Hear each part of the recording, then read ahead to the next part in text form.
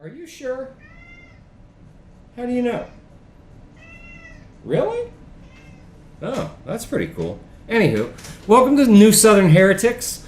I wanted to start off this episode at first by dedicating it to my uncle Jeffrey Scott Bailey, who passed away from a heart attack unexpectedly on Sunday, early Sunday morning on October 11th. 64 years old. He was a very good man to me and my brother growing up. I set a good male role model. Other than my father, he's the most influential male role model I've ever had. And he's deeply, deeply missed by all of us here. I also wanted to, while being appreciative, also wanted to give a shout out to our listeners in our top cities that we have on the show, and tell you guys how thankful that we are. Bonkers is cheering in the back. You may hear him.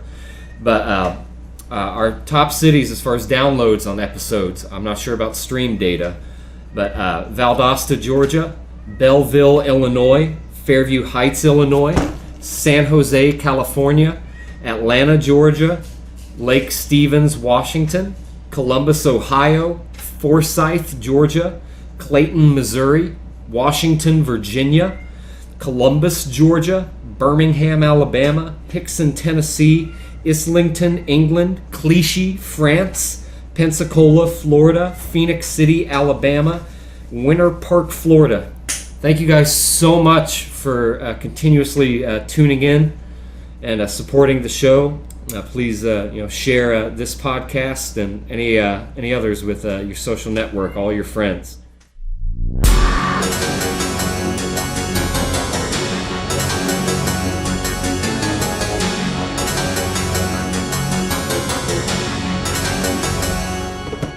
Jake, what's up, dude? Welcome back, Thank you. I've gotten so much worse at podcasting since you initially took a chance. It's all downhill from here. That's how it goes. It's more than just an expression, actually. Yeah. It's like you just keep tumbling. It gets worse and worse. So we, our Halloween episode decided to, let me light this candle. Decided to do a film review of 8 movies. Okay. Right? Yep. And we each swapped 4 and 4. So I think what would be a swell idea is that for each one of these 8 movies, we should poorly describe it as accurately as possible.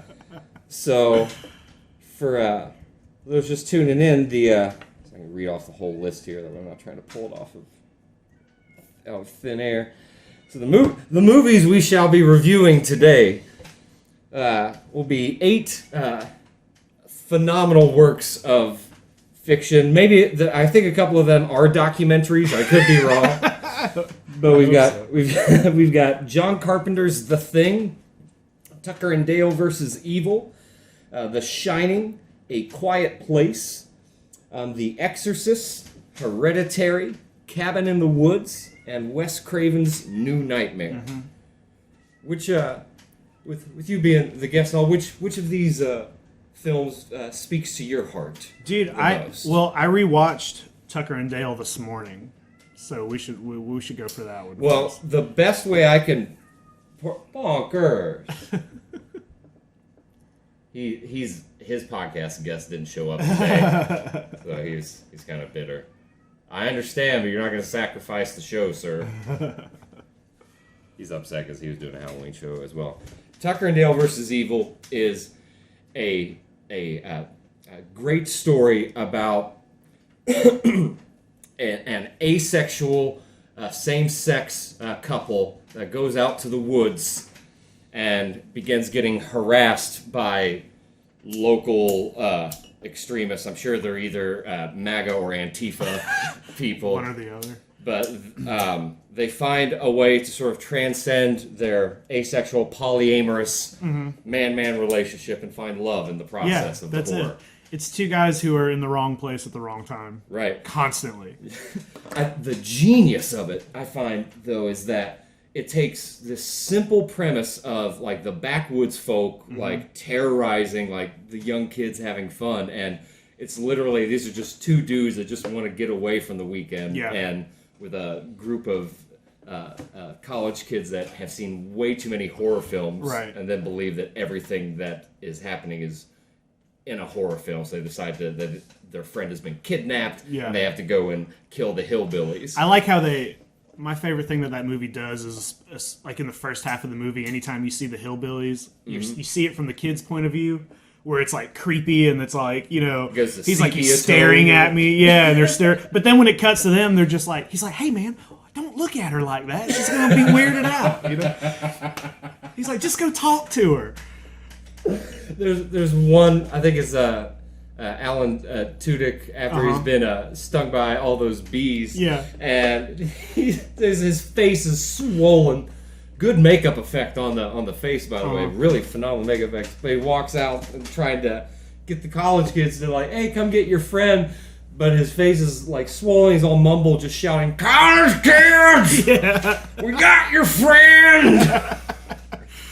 It's full of that kind of stuff. Like, even when they're like, we gotta leave them a message, but they didn't have any paper, so they just carved it into some wood.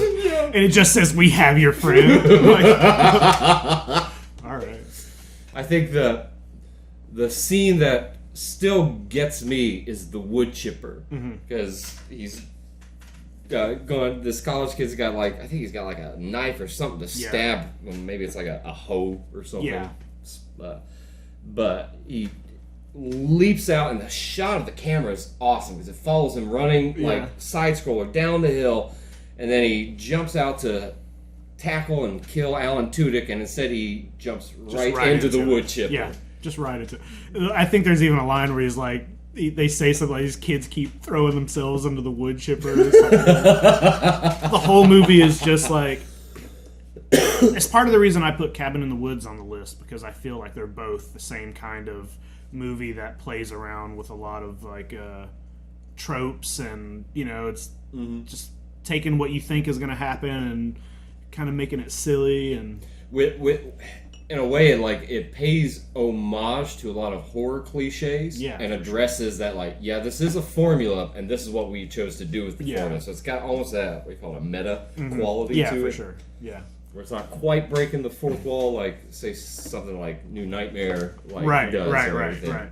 It's like it's just like, this is all the stuff that we know you are expecting to happen, and it's happening, but not for the reasons that it would normally be happening. Right. It's just all a misunderstanding. Yeah. The whole movie is just a misunderstanding. The entire because it starts off with them like at a gas station, like happens another like horror film, like in Cabin in the Woods. They run into folks at the gas station outside of town in rural America. Yeah. The guy, hang on, I can look it up really quick. Normally don't have my phone out for podcasts, but for this one I was like, bro, I can't remember all some of the stuff you can't. I can't remember them all either. Not talking about like the main dude.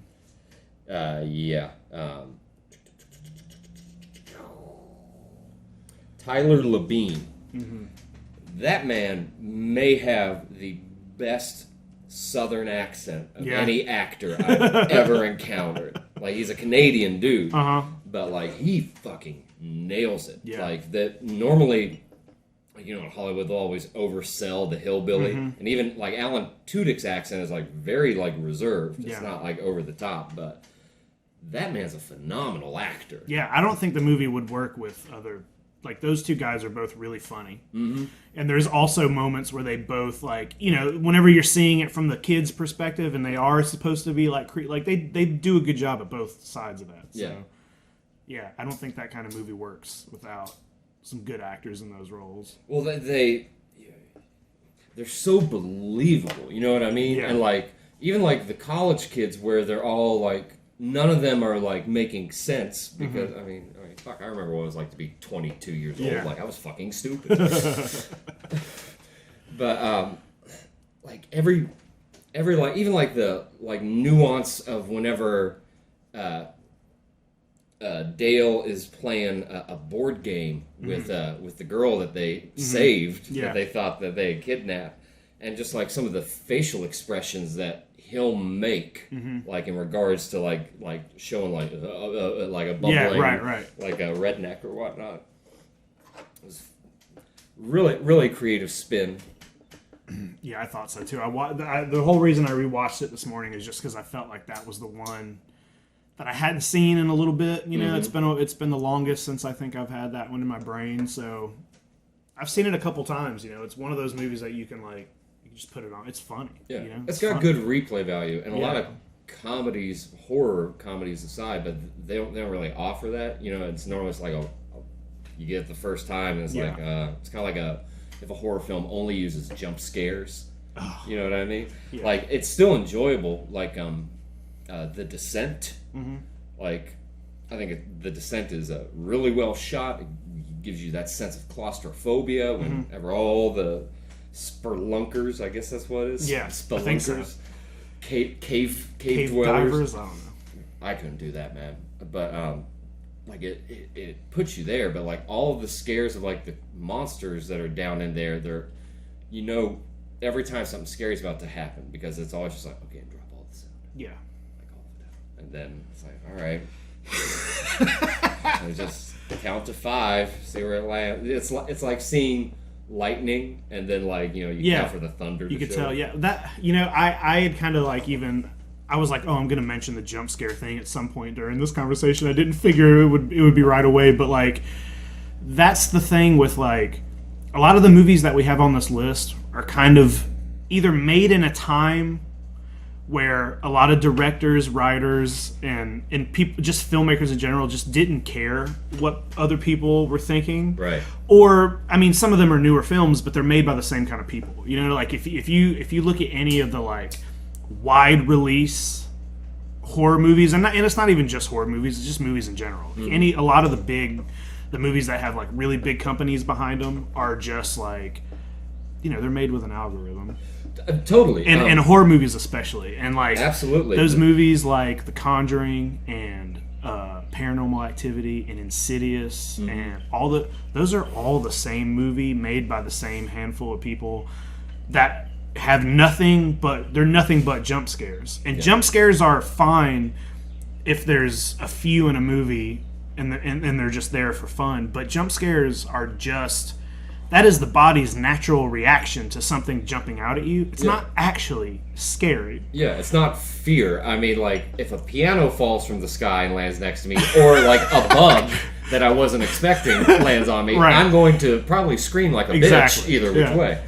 That's just me, you know. But no, I agree with you. If you have to have some sort, for me anyways, for me to be like, that's a spooky film, you have to have some sort of nightmarish quality that stays with you afterwards. I think that's why things like slasher films resonate with so many people, because it's not supernatural for a lot of them. It's like a real fear. Somebody could stab me. Yeah, exactly.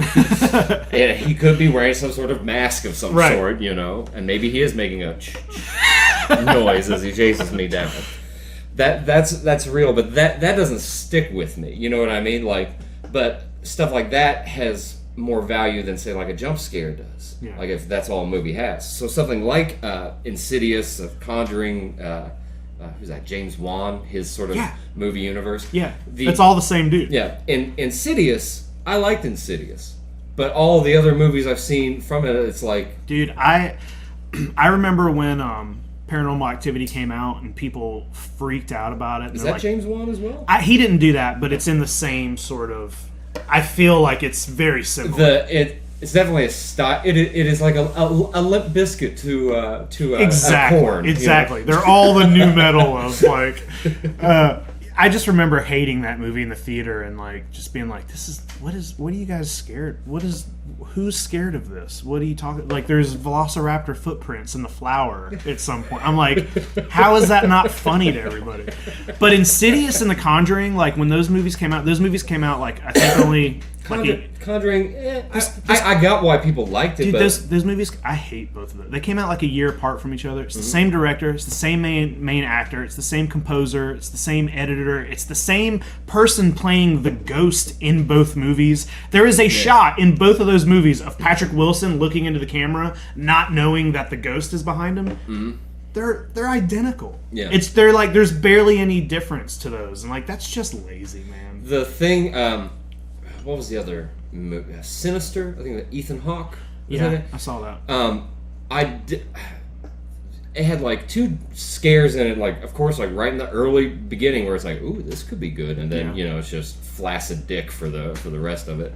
But I like all of Slipknot stuff, but I noticed the ghost in Sinister, Jim Root of Slipknot, wearing the mask. Like, that's what it looked like. Right, it is. What the fuck is the guy from Slipknot doing? Dude, well, the fucking creature in Insidious looks like Darth Maul.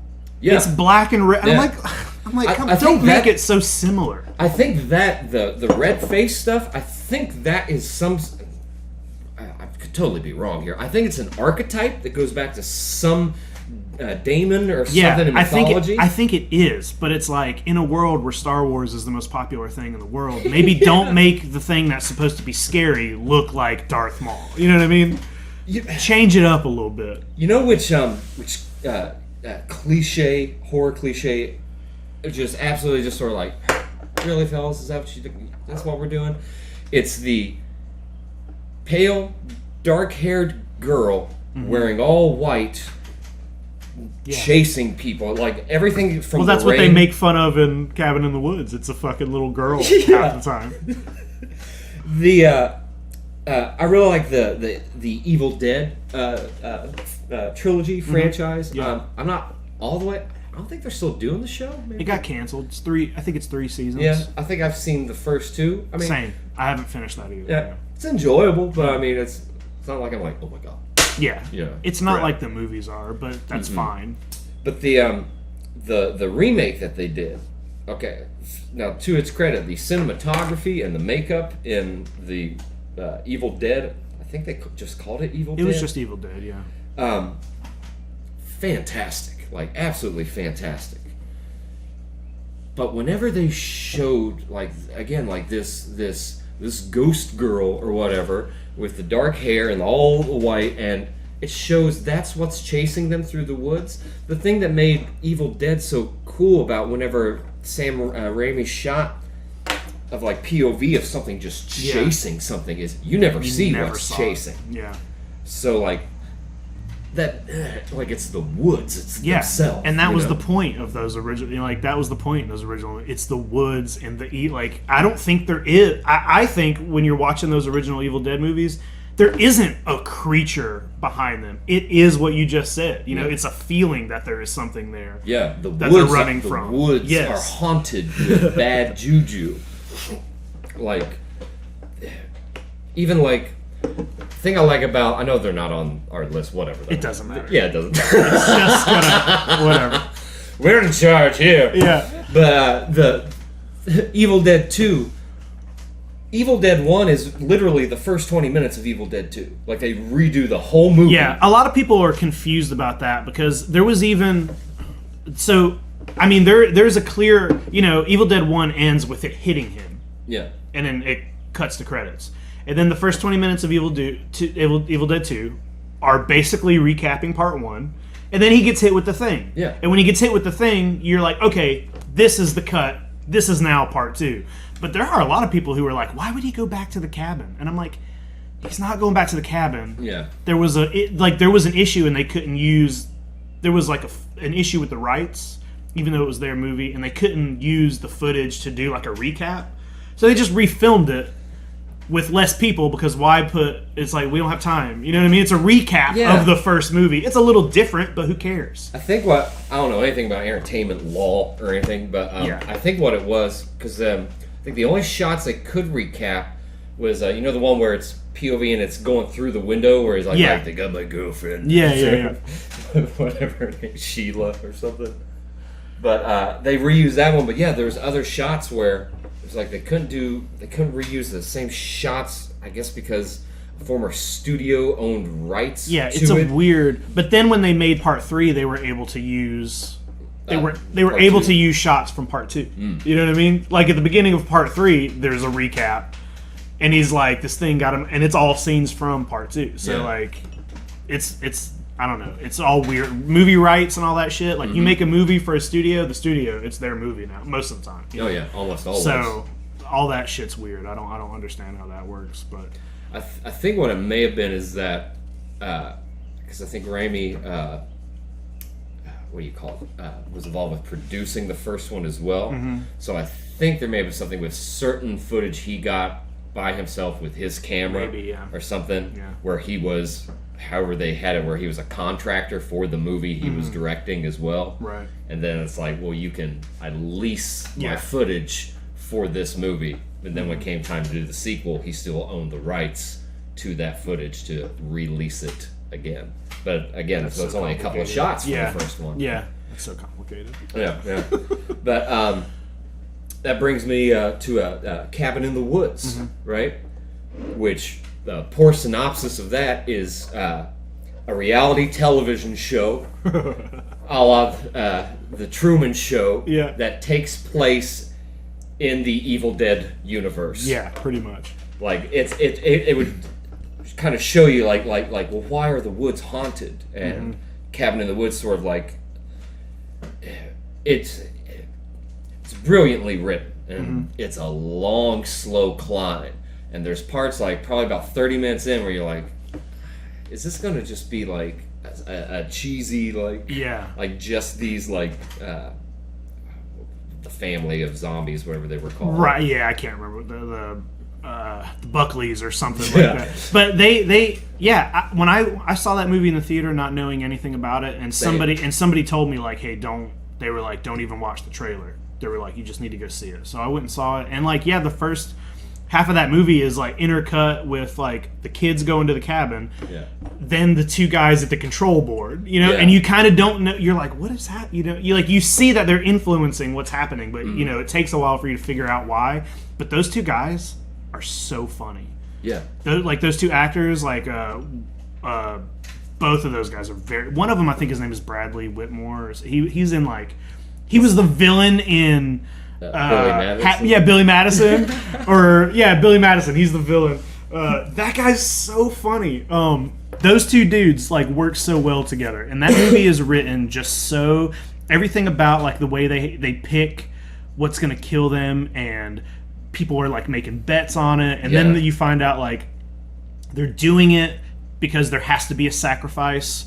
Or the ancient ones will just destroy, or like all of that. Titans, I'm like, all of this is great, Yeah. And especially like when you get down to the point where they just let everything out, and I'm like, it's all of those effects, all those practical creatures just running around. Like there's a unicorn stabbing somebody in the chest at some point. It's just all ridiculous, and it's just that movie's so fun. Yeah, I love it. I 100% agree with you.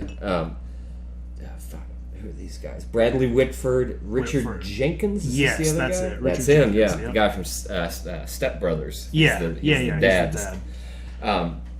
No, they play off of each other so well. Like what is so captivating about like how it begins is just like these two guys like just riding around in some place it looks like a set of like Fallout, like like a factory or something. They made it to was it in Fallout 4 the Institute? It's like this underground scientific lab, and I like that there's no opening credits. They hit you the title card. They hit you with a jump scare, right? And there's not in many the middle of a sentence. and there's not many jump scares in the movie itself. The merman joke in that movie it's brilliant to me. Like the way he keeps mentioning, whenever they're doing the bet, he has merman on there, and it's like you're like, what? And then they pick he's like, she had the conch in her hands, and he keeps saying, he's like, man, I just wanted to see a merman. And then at the end he's killed by the merman, and it's just the silliest thing. Dude, it's just so funny. Everything about it. If you had to choose and one of these monsters had to take you out, oh my god, it's like I would my my instinct would be whatever's going to be the quickest. But then I'm like, you know what? If I gotta get killed by some crazy weird creature, I probably want it to be, I don't know, whatever the weirdest thing is. You know what I mean? Like, it's like if you gotta get killed by something, why not go out in the craziest, most memorable way possible? So I don't know, man. Maybe the merman. Merman would be pretty epic. But that also said, I think like eating me would be like. Yeah, it would be awful, right? Maybe that, or just the there's one quick shot in it. Have you ever seen Jacob's Ladder with Tim Robbins? I have, yeah. Really obscure, really dark, not a pleasant watch. Not really that good of a movie, but it's got its like qualities to it. But like, there's scenes in it where he's like being operated on, like live surgery and whatnot. And that to me is like absolutely horrific. Right. And there's only a quick shot of it in Cabin in the Woods. That happens in Cabin in the Woods. But it shows the doctors, these sadists, like standing around just like about to get to work. I think that one may be the worst one out of all of them. Yeah. I might take the unicorn. Yeah. Either that or there was something, I forget what it was, it just like swarm. There's like a bat creature at some point. There's like a ghost taking souls out of people. Like there's countless things in that movie, and there's also like a lot of whenever they show all the creatures in the squares at first, there's the one guy who's basically Pinhead. There's a lot of like throwbacks to to all the movies that it's referencing. So what's cool about that is, though, I don't think they have plans to create some sort of universe or mythology with it, but the Cabin in the Woods sort of ties in all of horror mythology, like into like something that they could pay homage to everything with. Yeah, you know what I mean? Yeah. Like as far as hell, they even did it with Sigourney Weaver for her work in the horror film franchise, which she's most known for, like with Alien. So I mean, of course, I bet you there's a what are they called? Xenomorphs? Mm-hmm. I bet you there's one of those. There probably is, yeah. Somewhere hidden if you look or closely. Something, yeah. But it's whenever the whatever the place is called, the underground layer. Yeah. Whenever you really start seeing that, like whenever they find a way down, the Virgin and the Fool find a trap door, and they find a way to go back into the cubes. That's where the movie, like everything that you've been seeing from like the beginning, as far as like what is going on here, like this kind of just seems like everyday, like run-of-the-mill horror movie. Right. Everything like boom clicks, it all changes there. And then once it's like a gear clicking into place, then the movie just accelerates. Yeah. And fantastic. There's also like a couple times you think maybe the movie's about to be over, and it's just like, oh no, we're gonna show you beyond. Like whenever they first open up, they hit the button to let everything loose. I thought it feels like the movie's gonna end there, just end with them letting everything out. But then you get 15 or 20 more minutes of like what happens and what all seeing all those things just destroying everybody. Yeah. Well, and then like the last 10 minutes, like everything, like just with that movie gets far more fascinating. Yeah.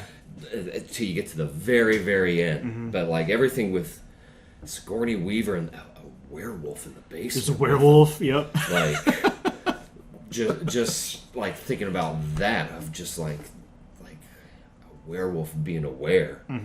A werewolf. He took some acid in his younger wolf days, and now he's a werewolf. But the way it just like blends in with the shadows, and like makes sure that like even these people that got away and escaped, that nothing gets out alive. Like after they choose to purge system, I think is what it's called. Purge. But just like everything with Sigourney Weaver and like her short bit of dialogue, like she kind of explains the rules and that they've just been doing that for centuries. Yeah, and it's like we have to, or these giant creatures are just going to destroy the world, which is insane. Yeah, Wonder if that's true though. I'm like, is that it's Cthulhu based? They're basically talking about like a Lovecraftian, like some of the word, like when they say the words like ancient ones and stuff like that. It's like, oh, is that Cthulhu under there? I would think. Well, I mean, giants. So I mean, like Cthulhu, tentacles aside, it's still a big dude. Yeah, you know yeah. What I mean? You only see his hand, so like. I never read much like fiction as much as a little boy. I was a nerd. I read the dictionary a lot, and I liked the encyclopedias. But the characters like Lovecraft, like just from like I've seen of like South Park does a lot of Lovecraft homages and whatnot. Just how and different visual artists as well, but how it's how did he describe it? It's like of what you're not seeing is like the fuck. I'm wording it so poorly. The creatures, a lot of the creatures and things that are in Lovecraft books are a lot of these things where it's like they're too horrible to describe, basically. Yes. You know what I mean? And it's like when they do get to describing some of it, it's insane. You know what I mean? It's not what anybody would ever just draw. It's like insane to think that this guy thought of these things because they don't sound like anything you've ever, like any other movie. If you're ever watching a movie with a monster in it, it's like no matter what, you can be like, oh, that kind of looks like the monster from this movie, or kind of like this. Yeah. Or, you know what I mean? You can do that about everything. But if you're reading like Lovecraft books and you're reading some of the weird creatures that they come up with, it's like everything came from this. Like this guy is what. But yeah, I get what you're saying. Like, you don't see a lot because it's like it's scarier. The horror isn't in what you're seeing. It's like it's kind of like goes back to horror film cliches and like using the jump scares. It's like sometimes whenever you don't release that tension in a scene and you just carry it over, like now the audience is still on edge. You haven't released them yet. Right. That's something that like a cheap jump scare will get you. Is oh, I got some release from that tension. Nah, you watch a Stanley Kubrick film ever? Good Lord. 2001 A Space Odyssey is almost a horror film, in my opinion. It could be, yeah. Like, if for nothing, then like the last 10 minutes and the first 10 minutes where it's just like, this is kind of bumming me out. Yeah, that's a movie for sure. All of his movies are kind of like that. Well, The Shining. Yeah. How would you describe The Shining? Oh, like poorly describing The Shining is just a family goes on a life-changing vacation. And learn how to shine. Yeah. We gotta get out of the house, Danny. I love The Shining, but I also love that's a movie. That's probably if you ask me what my like top 5 horror movies were, that would probably be 1 or 2. I think it sits almost with no other peers, in my opinion, with haunting movies. Yeah. Maybe at least from like 20th century films. Yeah. Maybe Poltergeist, the original That's Poltergeist. a great movie, yeah. I think, but it's a different kind of haunting. Poltergeist kind of explains it as far as just like, hey, there are people buried here, and then you built on top of this. And with The Shining, it's not Stephen King's like Stephen King like hated the movie because he didn't stick to. It's nothing like the book. Yeah, at all. But I think they can both like. I love the movie. I also really love the book. I've only read parts of the book. It's very very different. But I mean that's not a bad thing. No. I think The Shining is one of those movies that I think they could probably. I would love for somebody to come out and make another movie of The Shining, but based on the book, because I think they're so different from each other that it wouldn't be like it's not like remaking what Stanley Kubrick did. Yeah, they're so completely different. From each other that it's. Well, for starters, there's no hedge maze in the book. There were the hedge animals. Yeah, there's animals. I mean, the whole thing in the book, he's not such a Jack is, he's a man who has dealt with alcoholism, just so he is in the movie as well. But in the movie, he's kind of crazy from the beginning. Yeah. And once he becomes fully crazy, it is that. until he dies. You know what I mean? But in the That's book, he's interesting. very in the book he's very like he's like an everyday dude, and you feel bad for him, and you see that he like actually loves his family. Jack Torrance in the movie, he hates that woman and he hates that kid from the beginning of that movie, and you can tell. But the book is not like that. There's like he's being guided and possessed by the hotel, and he comes out of it in the end of the book, and he like saves his family. Yeah. And that's not that's kind of like a happy ending or whatever. But doesn't he also sacrifices himself though? Doesn't he? Doesn't He burn does. down the hotel? Have you seen Dr. Sleep came out last year? No, was Ewan McGregor in that? Ewan McGregor. So Dr. Sleep is a sequel to The Shining, and it is it's based on a book by Stephen King. The book is a sequel to the book The Shining. Right. You know what I mean? So whenever I heard they were going to make a movie, I was a little confused because I'm like, the guy who directed it, he's a big Stephen King fan, and he did Gerald's Game, which is one of those books that when I read it, I was like, this is unfilmable. They're never going to put this on. The Handcuffs. And he made it, and it's amazing. Yeah. And he's done a couple other Stephen King, but I was confused because I'm like, if he's such a big Stephen King fan and he's going to make an adaptation of a book that is a sequel to Stephen King's The Shining, what is he going to do? Because we don't have a movie version of Stephen King's The Shining. Right. We have a movie version of Stanley Kubrick, and the character of Jack Torrance is very different in both of those. And Dick Halloran, he dies in the movie version of The Shining. Yeah. He does not die in the book. And It doesn't. He comes and gets them out of the snow. Or he gets possessed by the hotel at some point, but he gets out of it. But he's in Dr. Sleep, and I'm like, well, how are they? It all sounds confusing. How are they going to do this? So when Dr. Sleep came out, I'm going to spoil this movie for you. Oh, Are you okay with that? Yeah. So Dr. Sleep came I'm into out. conspiracy, sir. The movies have. Movie you don't care. Yeah. So I'll still watch a movie even being spoiled, but like that sounds fascinating. I'll right. check that out. Dr. Sleep came out, and it is a pretty faithful adaptation of the book. Most of the time, they just made Dick Halloran a ghost. The kid sees ghosts anyway. Who cares? Is it CGI Scatman Crothers? No, they recasted, and they also Wendy Torrance is in it, and the kid is. There are scenes from The Shining in this movie that they refilmed, and they did it like painstakingly, like shot for shot scenes. It's all new actors, right? Because they were like, "Fuck that CGI, stupid, weird face." They're like, "Fuck it, we'll just recast. Who cares?" Which I think is the better. I'd rather see that than weird than CGI dead face. Yeah. But they recreated the Stanley Hotel. You want a bottle of water? Sure, yeah. Oh, sure. Dropping shit already. Appreciate it. Yes, sir. Got my vape machine. Oh, I got my vape machine on me. Never mind.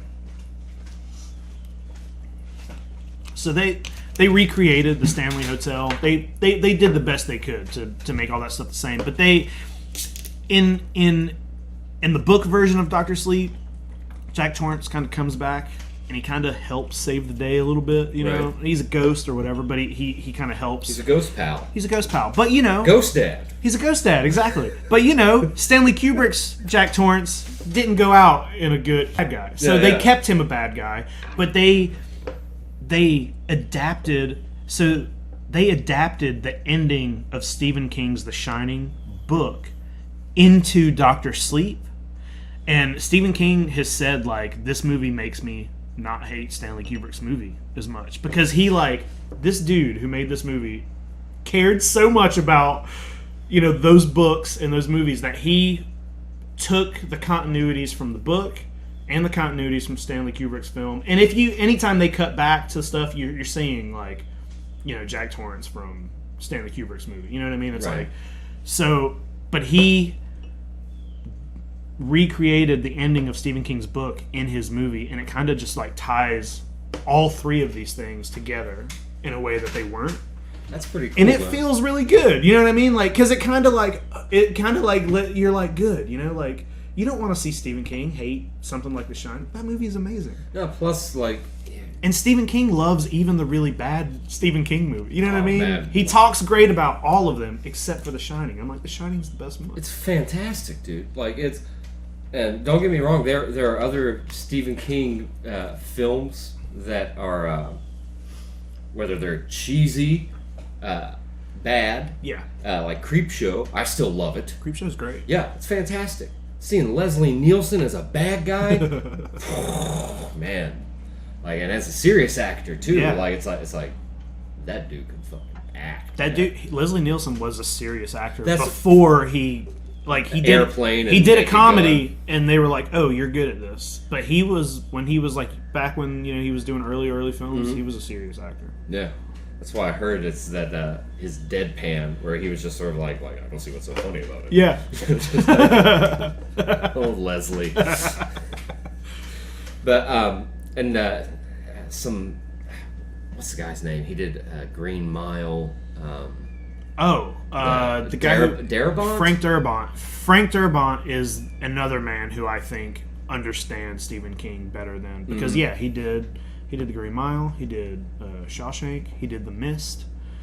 Those are three of the best Stephen King adaptations. My favorite. I've never seen the movie Salem's Lot. I hear it's terrible, so like I've got no interest. But my favorite Stephen King book that I read was Rose Madder. Yeah.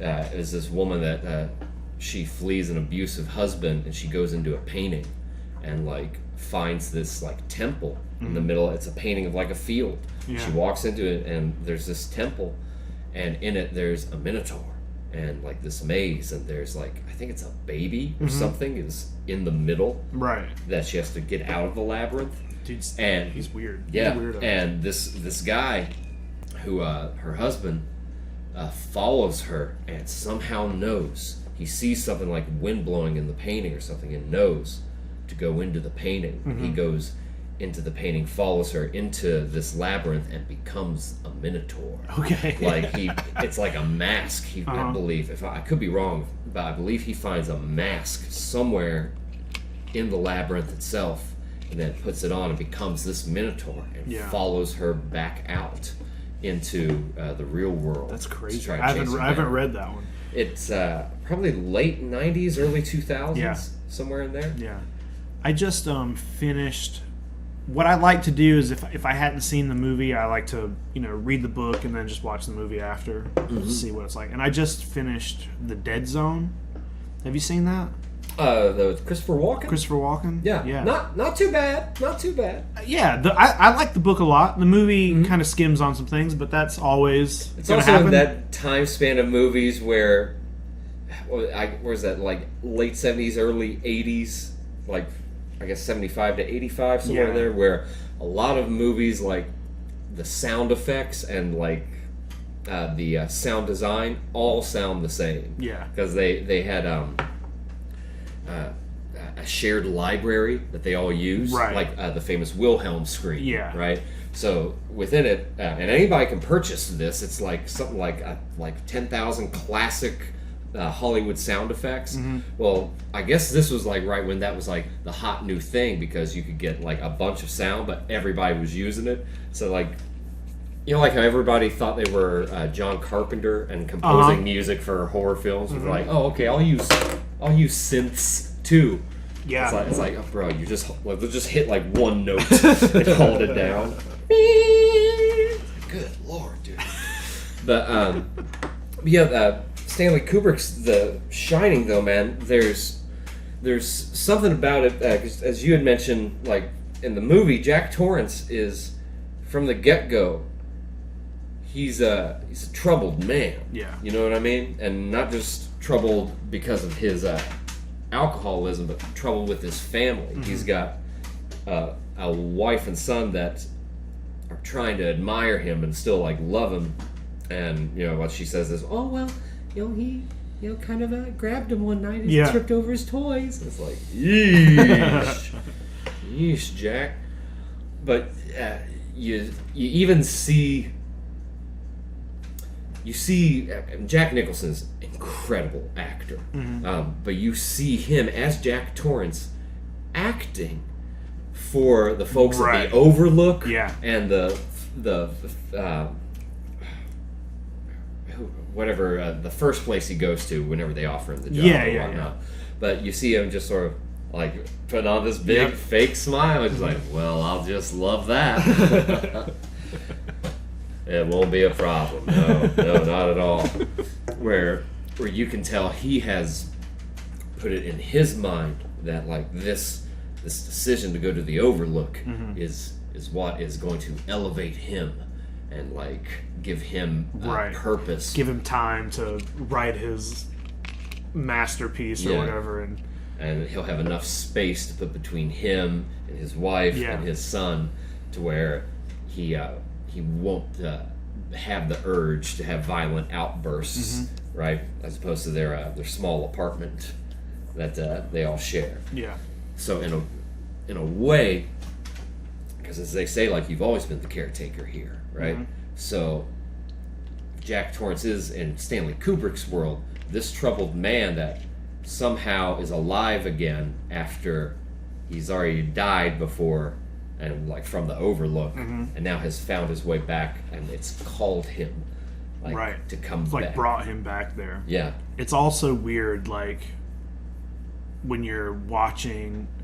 I wonder sometimes what it's like for people watching that movie for the first time. I've seen it so much, and it's like a movie that I've been watching since I was a kid, and I'm like, God, I wonder what it's like to see this for the first time and to not know. Stanley Kubrick is so like, I feel like reading the book gives you a little bit of insight that they don't quite tell you in the movie. It's like, if you're watching that movie, you're just like, why is it's just haunted? What is The Shining? Right. Why are they like? What's happening? You're just like, what is happening? There's no explanation, which is whatever, but it's like that hotel is trying to get that kid. Like, it wants the kid. Yeah. And it's like using whatever it can, including like its father. Because it already has its father. Yeah, for sure. Yeah. And it didn't take anything. He's not even, when he's in that bar and he drinks for the first time, he's been sober the bar's dry. There's no alcohol. He's not actually drinking alcohol. They say that. They're like, there's no alcohol on premises. Yeah. There's none. That's all just his alcoholism, just like coming back or whatever. Yeah, yeah. His own madness with his drug addiction. A ghost all in itself, right? Yeah. Spirits. Yeah, for sure.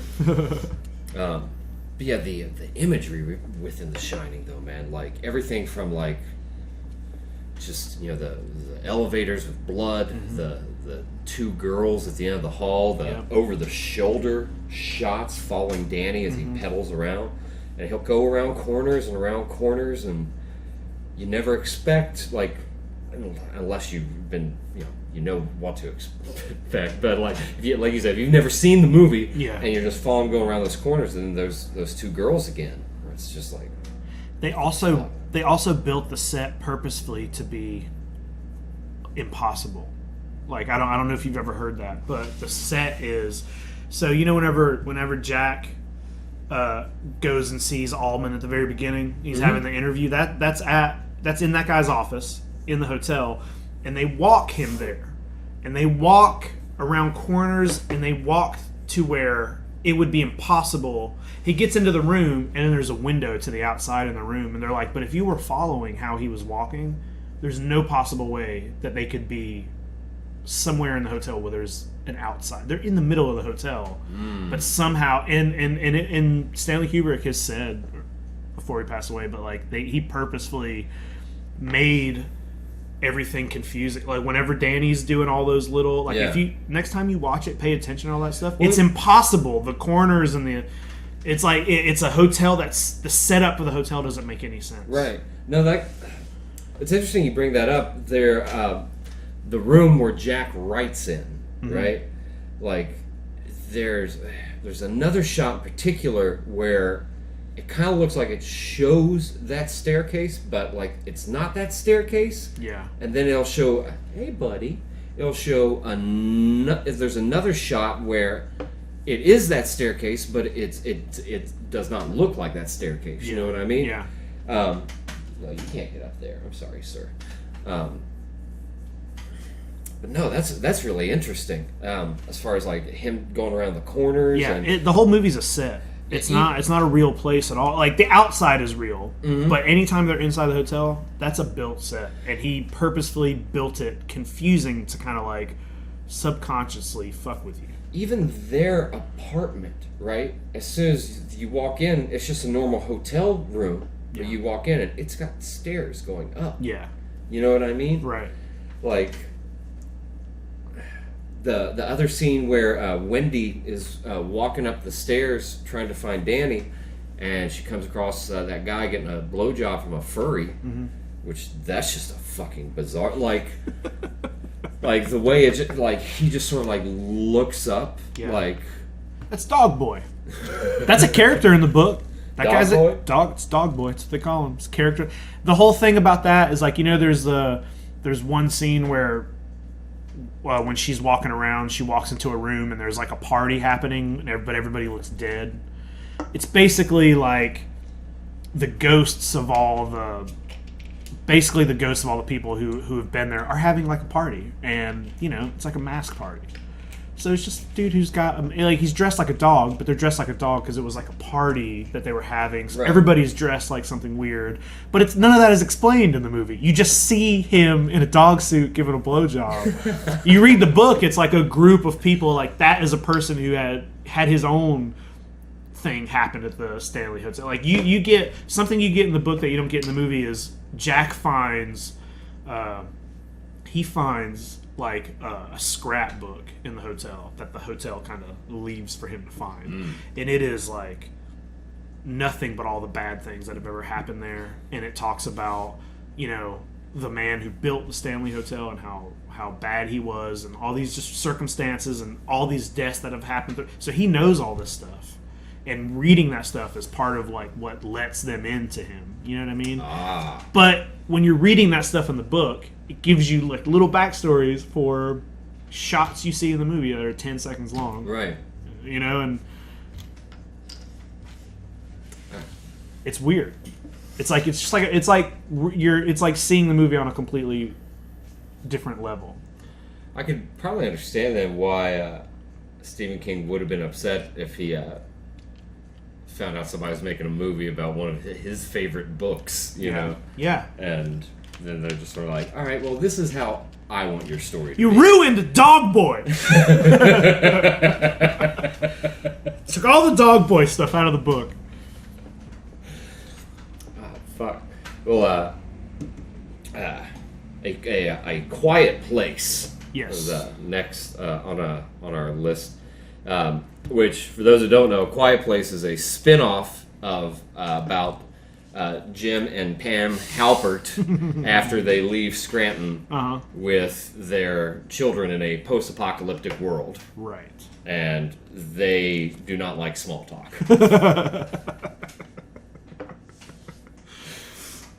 It's a Quiet Place is it's a fantastic film. The fact that it's a silent movie. Yeah. Like, I think the first line of dialogue is about an hour into it or so, other than I think the old man screaming, like, right. But like the what's his name, John Krasinski? Yeah. Like directed it, co-wrote it, you know, starred in it. Like, I haven't seen the sequel yet. It's not out yet. It's not out yet? It was supposed to be, but movies are all shut down right now. Oh yeah. Nobody wants... Let's not die. Don't let the people out of the house and go see a fucking film. Like, yeah, I'm not even big with movies, but like, even if I were, same thing with like concerts, man. Like, you can't substitute going to a movie theater or to a concert by watching it in your living room. No, that's a big thing that I'm kind of worried about, because like AMC theaters are they just had to close down, and they said we're just closing for now, you know, because movies aren't being released, you know what I mean? Yeah. So they're like, we can't stay open, so they're like, we're closing, and our intention is to just open back up next year whenever things pick up, but they're like, we don't know if we'll be able to, because like that's a big business, and like they ain't got no income right now, and they're like, we might not be open, and a lot of some movies are already getting put straight to like streaming or whatever, and I hate that. Like that's not cheap. how, like straight to video. Think about it. Like that's the modern day equivalent of like coming soon, straight to video, not to theaters. but they still want you to pay more for it. Like I pay, you know what? Bill and Ted Face the Music came out. Mm-hmm. Bill and Ted Part 3. Right. That was supposed to be in the theaters, and they couldn't, and they were like, people forget about your product or whatever, you lose money. It's got to get put out, or it's just going to disappear. Yeah. So they were like, fuck it, we're just going to release it, but then you got to rent it. It's $20 to rent. And there's been a couple other movies like that too. I rented The Invisible Man right when this all started. Mm-hmm. It went straight to streaming.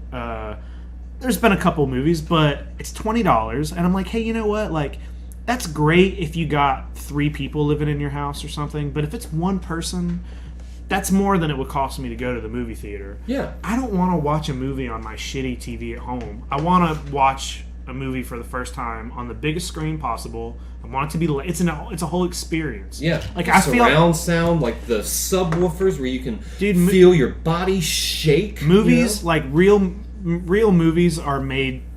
It's an experience. You know what I mean? It is supposed to be. It's supposed to take you out of your whatever you're. You know what I mean? Take you out of the world you're in for 2 hours or whatever. But you can't do that if it's just like, I don't know, man. Putting big tentpole movies like that straight to streaming and making me watch it on my crappy TV, it sucks, dude. Well, it's not worth that kind of money. It's not, right? Like if it's just renting, you're just watching it at home, then I mean, shoot, dude, I figure it would be like worth a quarter of that price. You know what I mean? Yeah. Like, it should be like $5. Yeah, like that's what it is to rent. Like, you buy movies for $20. Yeah. If you want to buy a movie, you can buy a movie online right now, and they'll send you the DVD, and you'll get the streaming version of it for $15 to $20. Like, I don't want to pay $20 to rent.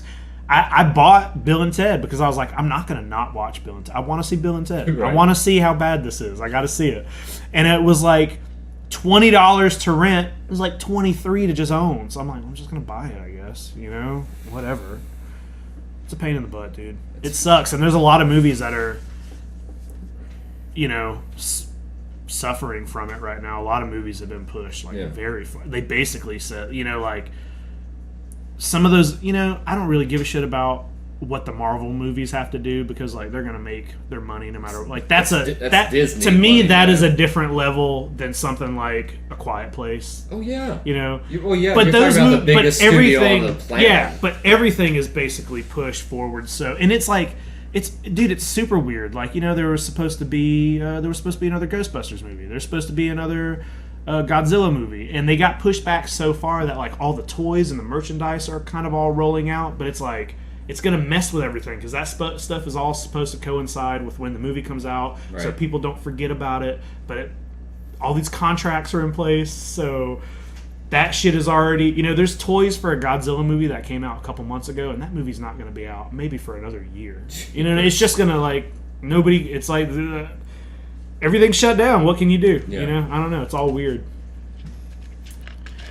Whenever this whole thing, I know we're getting off track. This is completely off topic. We'll get back to Jim and Pam Halpert's spin-off series.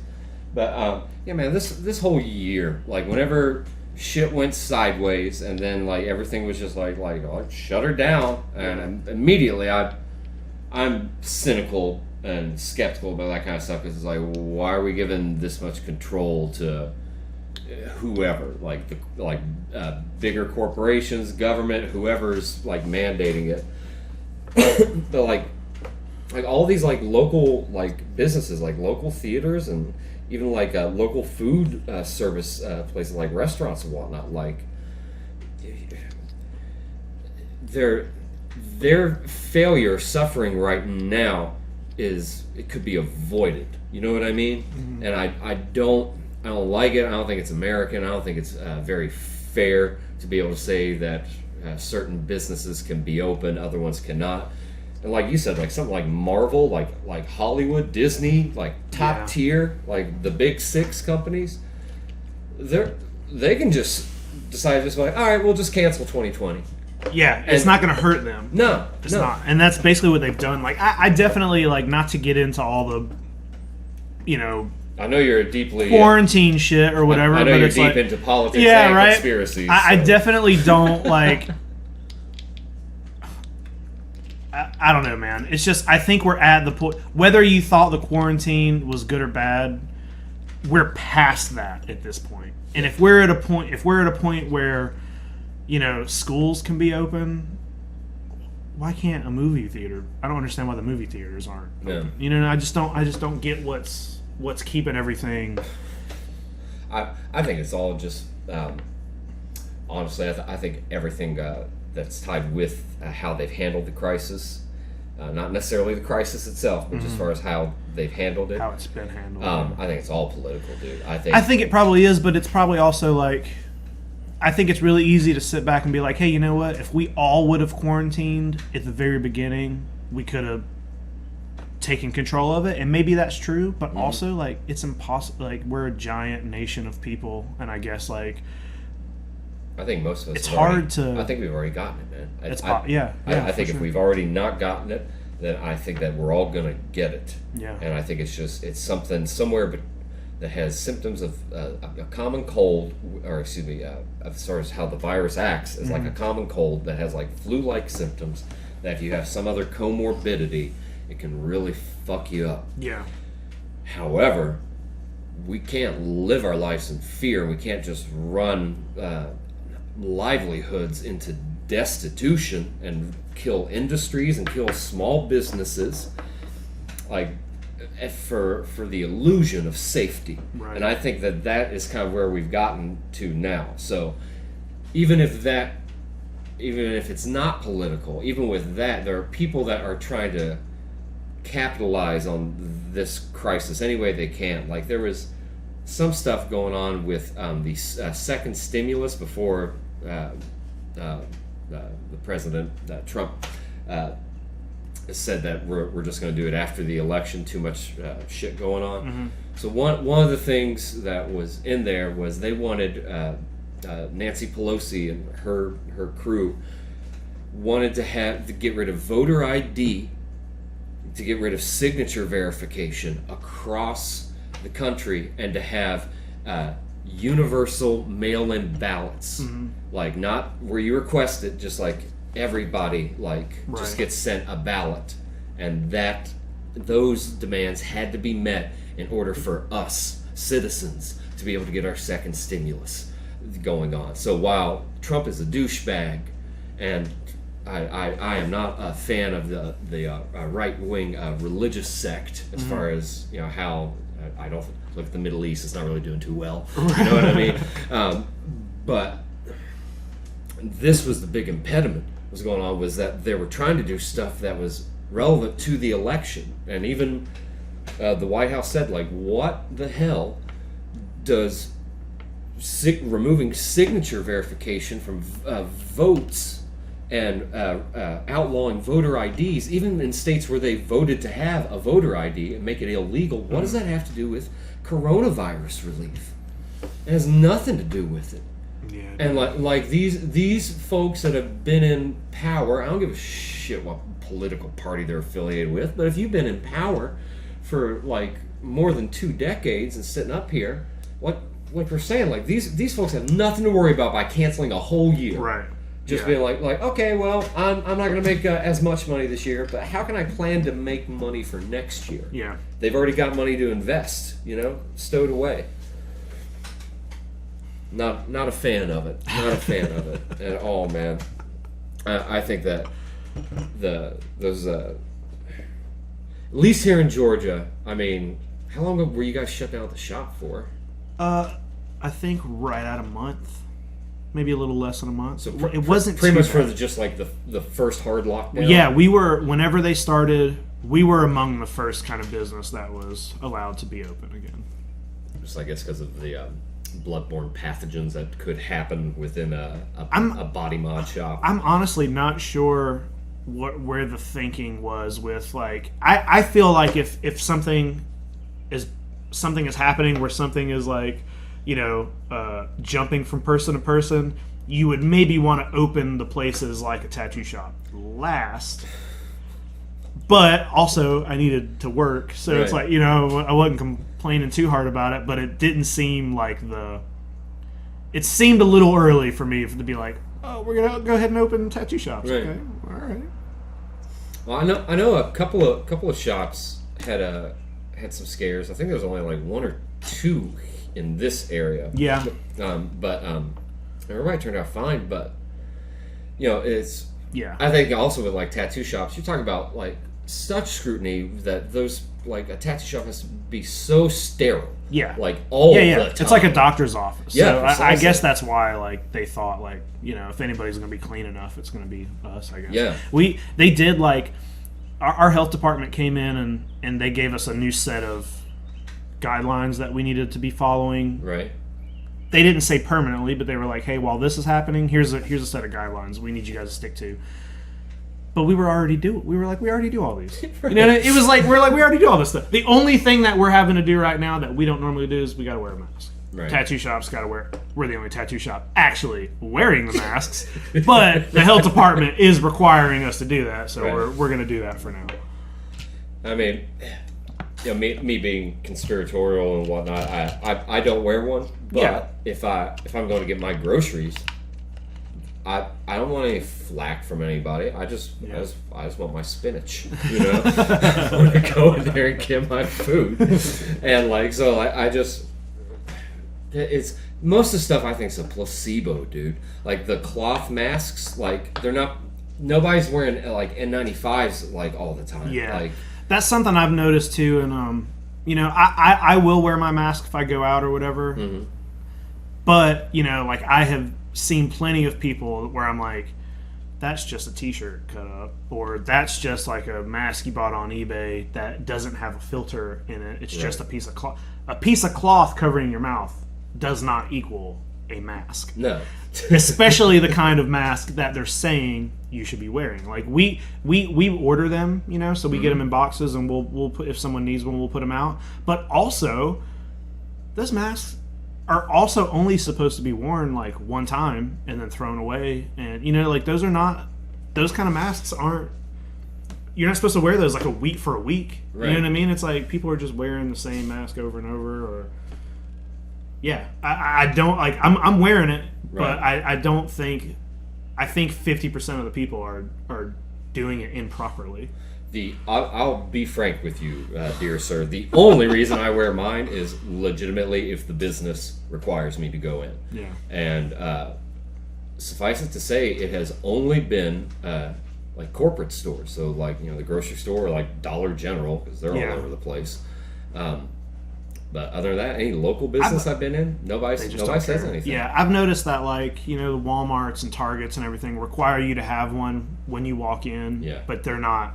If you walk in and take it off, they're not saying anything. Yeah, I mean, like what they don't want to end up. They don't want to end up on YouTube. People are getting a little crazy on both sides of it. So seriously, man, I think people are just trying to. I think I talked about this on the last podcast, but I was in the grocery store. I've got my my bullshit placebo bandana on my face. Mm-hmm. And I'm walking down the aisle, and this other guy's walking towards me. He has no mask on. So he sees, me, this, large tattooed, bearded lumberjack-looking fellow, like slowly grab my and pull it down, mm-hmm. and like see his eyes sort of like widen. And I was like, "Hey man, how you doing today?"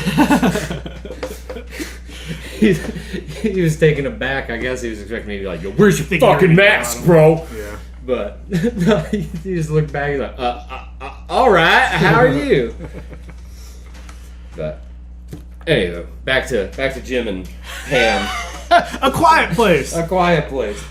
The one thing I absolutely loved about it is it's something that a lot of my favorite horror films do is they don't explain too much. Yeah. They don't, in A Quiet Place, they don't explain what these aliens are. Yeah. They don't explain where they come from or anything. Mm-hmm. You get a little bit of hint of it, but it's essentially what happens to this family in 3 days' time. Not sequential, but I think it's like, man, that opening scene whenever the little kid gets it. Yeah.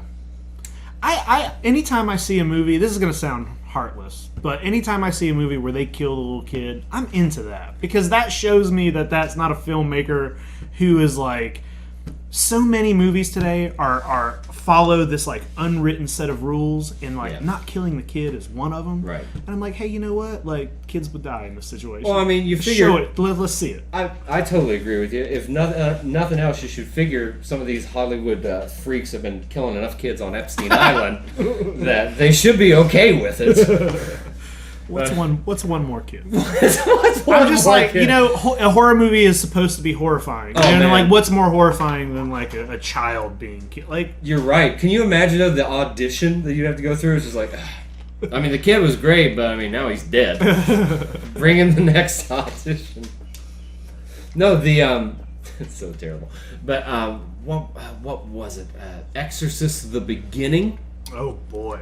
Where Marin is in Africa, Yeah. and like the one little boy gets eaten by hyenas. jackals, hyenas. Yeah. Yeah. Good God, dude. That happens like out of nowhere, too. Yeah. It's like, That's a rough one. Quick tangent on that one. I went with a buddy of mine to go see that movie, and we had smoked dope beforehand, and he's a row or two behind me because nobody's in the theater to go see Exorcist: New Beginning. But that scene comes on, and whenever it happens, he just starts like laughing, like because you never kill a kid in a horror movie. Dude, I don't know if you know that movie. So there's 2 versions of that movie. Really? Yeah, and they're 2 complete different movies, and the only person who's in both is the guy who plays Marin. They filmed the entire film. Didn't like it. Fired everybody except Marin. Kind of rewrote it. It's got some of the same stuff in it. Mm-hmm. Recasted, refilmed, and then they put the second one in the theater.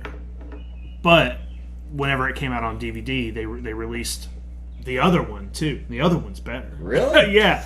But there are 2 versions, and like, dude, it's weird, man. All these prequels, and The Exorcist is one of my all-time. It's on the list. It's one of my all-time favorite movies, and I think it's amazing. It's up there with The Shining for me. And Exorcist 3. Have you ever seen that one? Yeah, the Friedkin directed that one as well. Yeah, well, that one was based. It's part 3 in the film series, but it is based on the book he wrote. Right. Sequel to the first movie. So like, there's an Exorcist 1 and 2 books, and then Hollywood made Exorcist 2. That's which was awful. Horrible. And then he came back and filmed, part. And wasn't James Earl Jones wearing like a cheetah garb in one scene? Oh yeah, I think so. Like it was like part of like Reagan's dreams or something like that. That movie's weird. Yeah, it's. I think like I had always, whenever I first saw it, it was still in the days of like Hollywood Video, and like I was always had trepidation because I was like, I mean, maybe it's got some redeeming scenes in it or something. Like, nothing. No. Like, nothing. It doesn't at all. Like, it's a horrible, horrible movie. The third one, though, it may have one of the best jump scares in a movie. I know exactly what you're talking about. Hallway? Yeah, the hallway with the... That movie's great, man, because it's one of those, like... The thing that makes a sequel good is when it's not trying to just be exactly like the first movie. Right. And I know that's hard. I guess that's hard to do. But, like the main character of Exorcist 3 is the cop from part 1. And most of the movie you're like, what does this have to do with The Exorcist? Until you get to like the end. And you're like, oh, that's what it has to do with The Exorcist. But that movie's great, I think. I think the movie that does... Oh, shoot. Did I just break your chair? Dude, I just broke your chair. I'm sorry. That's okay. I owe you a chair. You don't owe me a chair. That chair was already kind of busted. I feel bad. I think I can put it back together with some glue. No worries. As long as the legs are still there, whatever. Theirs popped out of the thing. I think you can just push it back. Yeah, dude, I'll fix it later, man. It's no worries. I'm not a very materialistic person. The best sequel, hands down, that does a good job of not trying to just redo the first one, is without question Gremlins 2: The New Batch. I love that movie. Like, that movie takes a turn. It does, man, because it's Wes Craven's New Nightmare reminds me a lot of Gremlins 2, because Gremlins 2 stars the same people, same cast, and it more or less makes a parody of the first movie. Yeah, the first movie itself. It's like a different tone. It's like anarchistic comedy. Yeah, it references itself. It makes fun of, like, there's a whole scene where they're making fun of the rules for the Gremlins, and I'm like, they're just making fun of the first movie. Yeah. I think I like Gremlins 2 better than the first. I think the first movie is maybe a perfect movie. It's really great. There is some scary stuff in there. Would you say it's a Christmas movie or a horror movie? Man, I think it's both. A Christmas horror movie. It's a rare breed of a Christmas horror movie. There's not a lot of those. But I think that movie has some legitimately... The first Gremlins, when I was a kid, I was scared of Gremlins. Dude, whenever they hatch from the attic and Billy's mom is home by herself. Yeah. And, like, she has to, she kills 4 of them. It's like hiding in the Christmas tree, and you see its eyes. Like, there's some... For little kids, there's some scary stuff. They also flat out say that Santa Claus is not real in that movie. Yeah. Like, that's Gremlins is why there's a PG-13. There was not a PG-13 rating until Gremlins came out. I thought it was a Temple of Doom. Maybe they came out the same year. It might have been sort of the same thing. I wonder what year those came. If they came out the same year, then I bet you what it was. The MPAA probably cited both of them because they were PG. And Temple of Doom, to my knowledge, still is the only PG movie with graphic violence. Yeah, in it. maybe you're right. Let's see. Doom. Indiana Jones, 1984. Let's see, Gremlins. 1984. Yeah, so, same time. So maybe it was within the both have Steven Spielberg involved as well. So it might have been a bit of both. People are getting annoyed at him. Maybe. You know what? I wonder if possibly they saw a way to broaden a market, to set a new market, to be like, okay, well, why don't we have G? We could have that be for, like, little kids. Yeah. And then PG, we could have it to be for, like, if you're in kindergarten all the way up through elementary school, this is your market. Right. PG-13 will be the broadest appeal because you got teenagers, which is the market that they want to target to. And then you'll have little kids that can also get in. Yeah. Like, and they'll have enough adult content right. To keep them in there as well. Like, I could see Spielberg influencing that, even, like, getting people to use his own movies as examples. Right. In order, because, I mean, he is probably maybe the king of PG-13, like, movies. Yeah. Like, yeah. I mean, everybody wants their movie to feel like a Steven Spielberg movie. You know what I mean? There's a magic quality about it. Yeah. The music, the cinematography, the character development, that hardly ever will you find a bad actor in a Steven Spielberg movie. You know, you mentioned Poltergeist earlier. You know that it just came out, like, last year, that Steven Spielberg directed that? Oh, it was not Tobe Hooper? No. Tobe Hooper was there. So there's a whole... People have always kind of speculated about it because there's a lot of photos of Steven Spielberg on set doing what looks like directing. And he was like, the producer or whatever. But it had come out from Tobe Hooper that he was hired as a director, but he was only hired as a director because it was out of a technicality, because there was some sort of contract that Steven Spielberg was under where he was not supposed to be directing. But he was there on set. He could be there on set as a producer or whatever. But they were like, yeah, he directed the movie. And Tobe Hooper was like, he wasn't mad or like. I've read some interviews with him where he's like, yeah, he's like, I basically was his second-hand man on the movie.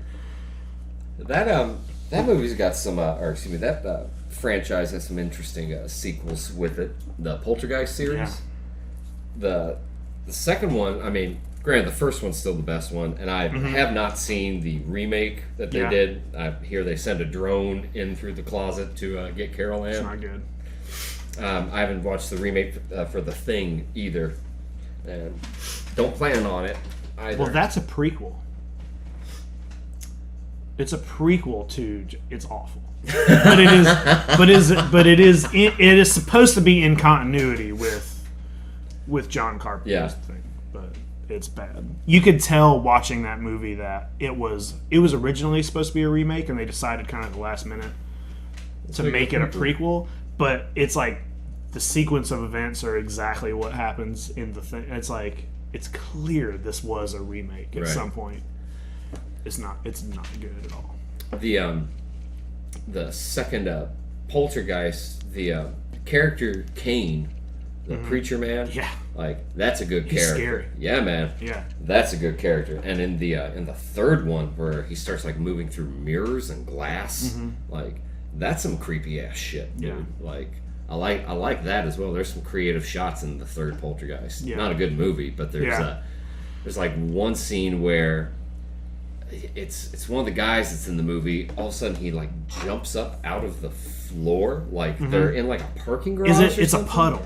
Yeah, it's like a puddle in a parking garage. Yeah, and he like hops out of it, and it's not him. It's like the hotel or the building now, the skyscraper like now has him, and like I think it's like he like goes to this girl and like touches her ear and like rips her ear off. It's been a long time since I've seen like, that one. And then they like look at each other longingly, like, and then they walk off into a mirror, like they're just in the mirror. There's nothing else with them. But there's a shot in the second one where Craig T. Nelson gets drunk and he drinks the worm, and then he vomits back up that worm, and it grows into this thing. Yeah, like. I wish there were more creature effects that were done in movies nowadays. Yeah. Like, there's something within, like, the past 10 years where, like, CGI is...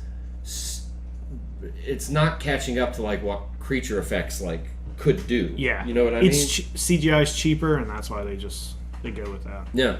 Well, it's like the Marvel movies. You know, like... Marvel movies from, like, 10 years ago, the special effects almost look better than Marvel movies now. Because... 10 years ago, they were filming real locations and building real costumes and stuff. Yeah. Now it's like I think sometimes the CGI is fine, and for some things it's like not a big deal to me. But it's like those movies are, whenever Green Lantern came out, a lot of people made fun of it because his suit is all CGI, and that was the first time they did, and everybody was like, "That looks bad." But now, all their suits are like it's always CGI with just their face stuck on top. Like that's what it is now. Yeah. Anytime they're in their costumes, it's like it's all CGI. Well, they took The Hobbit and they made 3 movies out of that. That was bad. Oh, not enjoyable. The smog scenes are excellent. Yeah. Like anything with the dragon is cool. But I think that's like 2 hours out of the 9 hours. Yeah, exactly. But like most of that movie is like so like CGI heavy, and like kind of the appeal of the Lord of the Rings trilogy was that like it looked like it was folks that made a movie. Yeah, they did all those orcs practically. Yeah, and then they're just all CGI. Yeah, anytime you see, there's one shot in particular in Return of the King where they forgot to render shadows on the horses as they're galloping towards the Black Gate. And so you can see as like the camera's panning and it follows them. It's like, wow, that looks. Wait, there's no. Why are there no shadows on anybody? And they just left it in there, but like they even like added like they changed like the subtitles in The Hobbit. They're like we'll make magical subtitles. It's like, bro, I don't need a fade in effect or a wipe on the subtitles. Just bloop, pop them up there, and that's it. They're like like they'll have subtitles come up in like Elvish and then like mutate into Right, English. right. That's. Whew. I haven't seen those since they were in the theater. And I just remember being so. Like, what did they do? What is this? What's happening? There were trolls singing songs and dwarves singing songs in the first one. Mm-hmm. Literally the first one was mostly just them just like sitting around that table talking about like, well, these are the things we're going to do. Yeah. It's like, all right, guys, I'm sure you can find more stuff in the book here. It's not a long book. The book's very short. Yeah. And they made 3, they had to pull a bunch of stuff from other Lord of the Rings books. Yeah. Because they wanted to make it into 3 movies, Like, the book's not big. It's not like The Lord of the Rings. The Hobbit is not a big book. No, I think it's less than 200 pages. I think so, yeah. But, yeah, speaking of practical effects, John Carpenter's The Thing. Yep. The poorly described is a getaway vacation for men goes awry when a stray dog comes into the compound. Yeah. That's it. Wacky adventures and we follow the wacky adventures of a sci-fi team on a weekend getaway to Antarctica. That golly man, like the Thing like has some stuff kind of what we were talking about earlier with like those Lovecraftian like monsters. Yeah, for sure. Stuff that you can't just.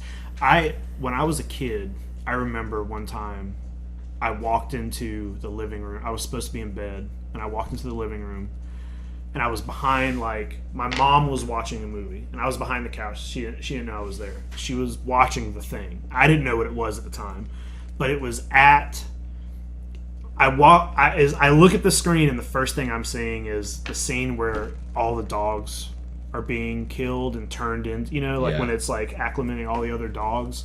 And I remember being like, it fucked me up. I remember being like, it was the scariest thing I'd ever seen. I was a kid, and my mom was like, you don't need to be watching this. And then it was like years and years later when I was old enough to start like renting movies on my own. I'm like, I heard this movie's good. And I put it in and I was like, this is that movie. I was like, this is that fucking movie that my mom was watching that one time. I know that exact moment you're talking about because you see like this husky sort of like twitch and rear its head, and it's got blood in its mouth, and then its entire head opens up like a flower. Yep. And then like this weird pistol comes out of it. Yeah. Like, that's the stuff of my fucking nightmares. That movie's got some gross stuff in it. Oh my god. Well, that's the stuff of my nightmares, and being back in a kitchen and the ticket machine just keeps printing tickets. And I'm late for a shift, and nobody else is in the kitchen but me, and everybody's mad. I have those kind of existential nightmares. But no, man, like just the sound effects in that movie, like the creature effects in it, every iteration of when a part of the Thing is revealed, is nothing like the previous, like what you just saw. So like when you're introduced and it splits this dog, it's not a dog, like, but open, and then you see it like reach these like artery like tentacles out, like they're not like octopus tentacles, you know what I mean? Like, they look like they belong in a body. Yeah. Whenever they're doing CPR on that guy, and it just a mouth just opens up and bites his arms off, and it just it is the most, it's like that whole movie is very nerve-wracking, you know what I mean? It's like all the paranoia, not knowing, like you can, even seeing that movie a million times, you can still sit down and be like, okay, well, who was the Thing when?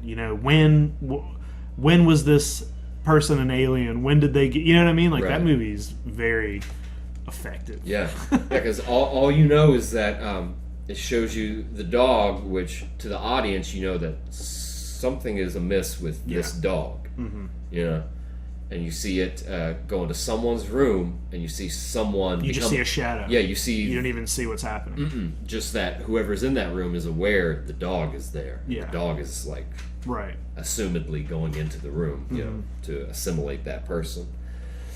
But the golly man, that scene where that mouth opens up, and then is that where they light him on fire and that his head comes off. Yeah. And then becomes sprouts legs and eyes and it's crab thing crawling around. Yeah. That's when they're doing like I think that might be after the blood test scene. The blood test scene is that's where the guy's head opens up and he starts chewing him like an insect. Right. Windows. As the guy that he ate or whatnot. But yeah, that oh god, man, like just to like that kind of horror of like whatever this thing was that they found where it's so intelligent that it wants to like wipe out everything. Yeah. Like everything. Right. Like, all it's doing is just like it's so aware. Like they talk about like every little cell is a part of the thing. Yeah. It's apparently like super intelligent, you know, and like you don't when you look at a spider head crawling around, you know, shooting tentacles, it's hard to imagine that something like that is smarter than you are. Yeah, right. But that thing is smarter than everybody in that movie. Yeah. And I mean, like, you know, that movie ends with you not really wondering or not really knowing, like, is one of these dudes the thing at that point? You know, it ends with the two of them, and they're both kind of like, you know, they're both kind of sitting there like side-eyeing each other. Yeah. Everything's on fire, and you're like, well, they're gonna die anyway because they're out in the middle of the cold. But there's a ton of theories about that ending, and John Carpenter has said like one of them is the thing. I'm not telling you who it is. It's either was it Keith David is one and Kurt Russell. Kurt Russell, yeah. Golly, man. Did you ever see? Speaking of Keith David and John Carpenter, did you ever see They Live? Yeah. Dude, that's a fucking cool. That's a good movie. Yeah.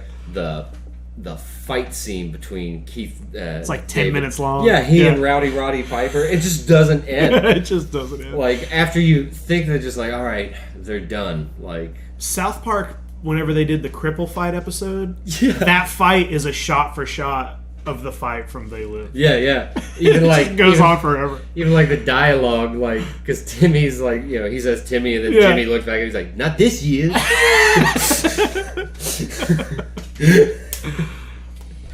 That's a fun movie. That movie like also got like a slow build, but like the end, whenever you see the like it's this spoiler alert, this secret society of these alien things that are working with humans, like an elite group of humans, in order to more or less have all the other humans be cattle for them, so they can use the earth and all this high technology however they please. Yeah, and then you know Roddy Piper destroys their communication signal or whatever, the satellite. Everybody can see them. Yeah, that movie's good. Yeah, I really like that movie. The parts with the thing, the music in it, like John Carpenter, he's just got like that simple synth. Yeah, that pulse. Yeah, that music is as terrifying as the movie is. Yeah, and something so simple. Like, imagine if like you came to a band, you're like, guys, I've got a great idea for you.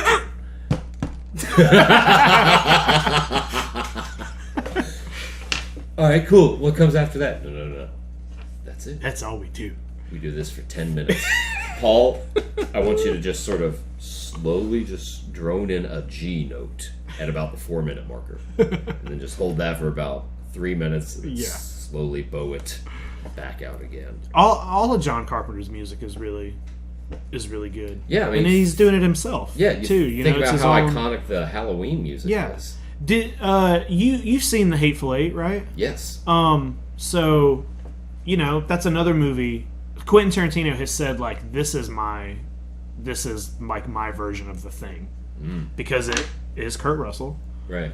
It's a group of people stuck in one place in the middle of a blizzard. Nobody knows who anybody is. And also, the music in Hateful Eight is the original score to The Thing. Oh, that score, Marconi? Yep, that score was written for The Thing, and they decided not to use it for The Thing. How about that? So Quentin said, "I'll take it." Fuck yeah! Yeah. Dude. So that all that music is like you watching that movie, like thinking about it, like there's definitely scenes where you're like, I can see like they make a good double feature. Oh, you know? Totally. there's this thing about that kind of isolation as well. You know, like the actors in the thing, they all do a really good job of showing like the tension. Yeah. You know what I mean? And each one of them sort of dealing with it differently.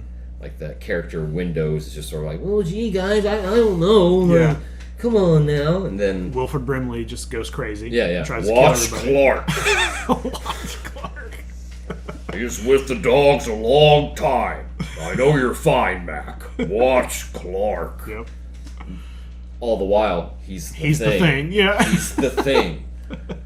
And I think there's that one point in the story that it's maybe what has Wilford Brimley leave the shack to go get his what's fucking diabetic it's the diabetes, like insulin. Insulin. Yeah. That's why he had to leave the shack. But I think there's that one point where it could be conceived that he is the only thing current, and that's probably why he was like, I need to get out of the shack. Right. Like self-preservation really sets in, where he realizes all the other cells outside that's the shack true, yeah. or elsewhere. He could go be out there and just like build his spaceship in peace. Yeah. And then when he realizes that like they found all the other parts of himself. Yeah. I know there's also like some people think at the end of the movie, you know, I'm blanking on his name now, but the main dude, Mac, yeah, he hands that bottle to the other guy, and you know he drinks from it, but it's like, you know, I've seen people say like, okay, but he was just throwing Molotov cocktails, so that's not alcohol. There's you know, it could be high grain fluid in there. It could be high grain alcohol. True, yeah, but that's just one of the theories that some people think that bottle has like gasoline in it because he was making Molotov, and he gives it to that guy, and he just drinks it because he's an alien and he doesn't know that he's supposed to. He like tricks him into, you know what I mean? Gotcha. Like that's like him revealing that he's an alien. In the very end. That's just people's theory, but it's like that's a pretty good that's inference from it. Yeah. Hell yeah, I didn't even think about that. Fire's gonna die out eventually.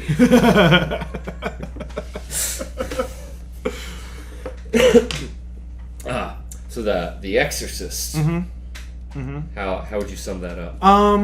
The Exorcist is about a kid, you know, just like finding her life in religion.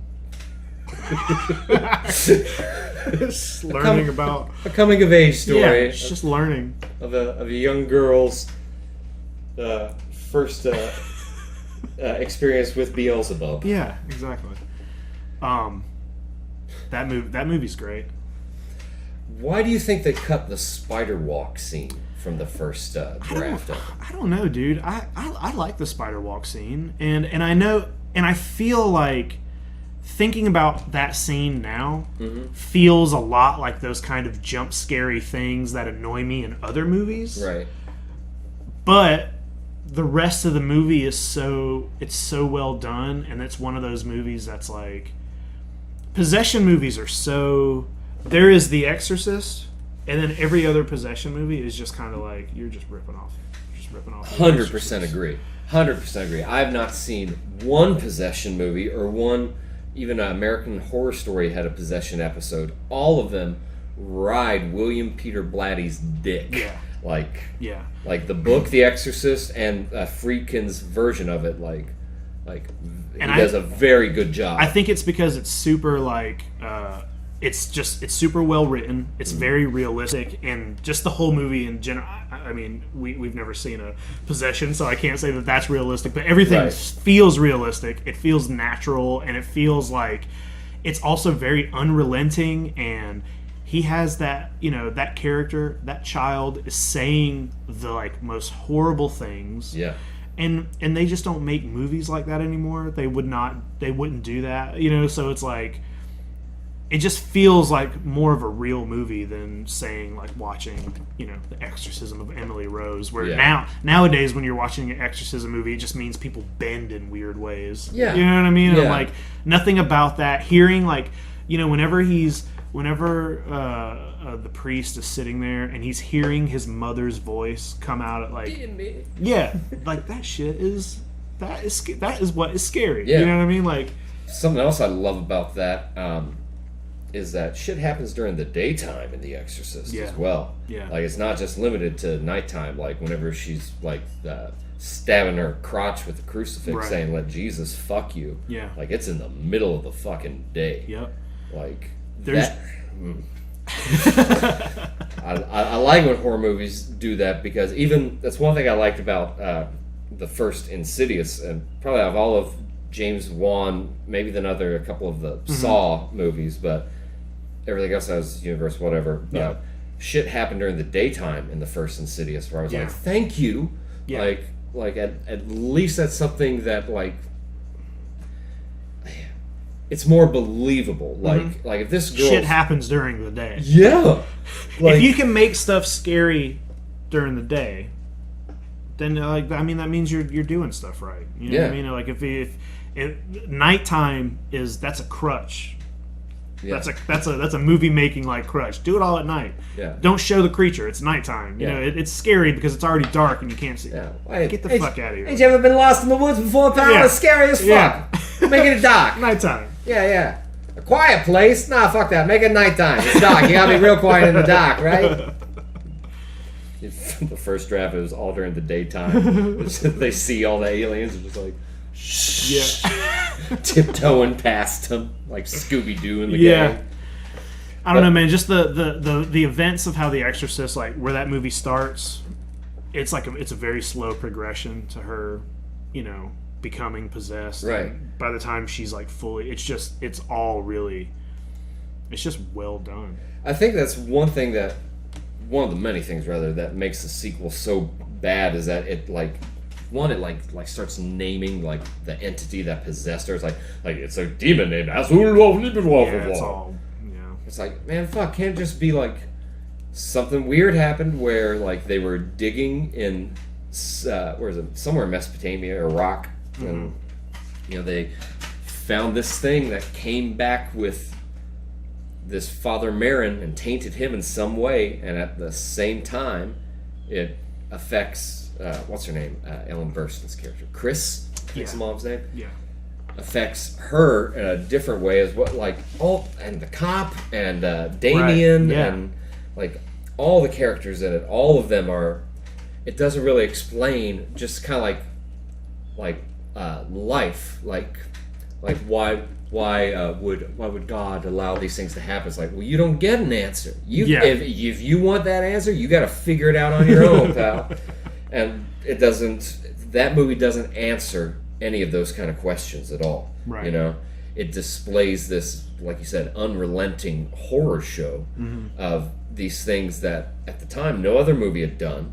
No other movie had taken like these type of like risks, like with the last 20 minutes or so of that movie is just like one constant like shaking on edge moment. For sure. And the if you don't see the director's cut, like it has even like that line of dialogue between Max von Sydow and whoever played Damien, like them talking after they take a break from like the exorcism, where he's like asking him like why would God do this to a child? And you know, is talking about that sometimes it's about revealing the ugliness in ourselves, to make us question the good in the world, especially doing that to like this little girl. And the only way that they could get it as a priest, which I think this is fascinating, just from somebody 7 years of Catholic school, that in order for them to defeat this demon and this possession, the priest had to essentially do a Christ-like move and sacrifice himself and his life for another. Right. You know what I mean? It's like a lot of concepts, and it's like a lot of heavy stuff that they just don't. the concepts of that and all the life that this kid goes through, and it just that is something that is lost in movies now. Like, that's one of the things that separates it from horror movies nowadays. You know what I mean? Like, well, something else that I think it's interesting The Exorcist points to as well is that, when they're trying to figure out what the fuck is wrong with Reagan, and they're submitting her to like all of these like painful, really awful looking tests and whatnot. It's also giving an allegory illusion. I forget what the two I'm trying to go for, but showing how technology and science has sort of taken a stranglehold in the West on top of things like mysticism and old world, like a connection with us with both the divine good and divine evil that is in the world, and that they can't understand it, and it's showing them that, like, no matter how wealthy your family is, no matter how advanced technology comes, it doesn't matter. It does not matter. Like this, like, it's something that can only be defeated with mysticism. It appears, and like, first of all, anytime you get Ellen Burstyn in a fucking movie, like, she fucking kills it, dude. Yeah, like, fantastic. Fucking everybody's great in that. Yeah, man. Like, I think what's her name, Linda Hamilton. I think she went on to do like softcore porn or something. Linda Blair. She did a few. I think she did do a few softcore porn movies or something. Really, she did that movie Repossessed with Leslie Nielsen, which is like, have you ever seen that? No. It is just a parody of The Exorcist, and it's not good, but it's also like good. It's just them making fun of The Exorcist. She did that, and she does conventions and stuff now, and I don't think she's very proud of being in The Exorcist, but she didn't have a very big career after that. Yeah, whatever. I think she would regret The Exorcist 2 more than anything else. I think she should, yeah, for sure. Well, I know she listens to this show every episode, so Linda, don't feel bad. Don't feel it's fun. You've done so much with your career. Being in The Exorcist is enough. Like, who cares? Seriously, who cares if you don't have a career after that? Right. That movie is amazing. Shit, man, they wouldn't have had any conventions this year either, would they? No, basically everything's canceled. Good Lord, dude. What the fuck? Nobody takes a vacation this year. Nobody go and hang out with, like, strangers anymore. Yeah, dude. Don't go to a concert. These folks can go to fucking sports games without masks. That shit. What else we got? We got Wes Craven's New Nightmare. Is that it? Is that the only one we haven't? Let me see. No, we still got Hereditary as well. Yeah. But Wes Craven's New Nightmare. That's the one I just rewatched because I haven't seen it in a hot minute. It may be one of the most clever adaptations. It's not fair to the rest of the movies in its franchise. It's just, New Nightmare is such a... So, Wes Craven created, he did the first Nightmare on Elm Street. I think he might have... I can't remember. I think he might have came back and did part 3, but I'm not completely sure. I read this New Nightmare was the 7th installment. It is, yes. It's the last one they made, if you don't count. They did Freddy versus Jason after, and then there was the remake. But it was the last basic, the last movie, and it's like the concept is basically like they've killed Freddy Krueger off. Yeah. The movie before that killed Freddy Krueger off, like, for good. But this is a movie where it's like you got all these actors playing themselves. Yeah.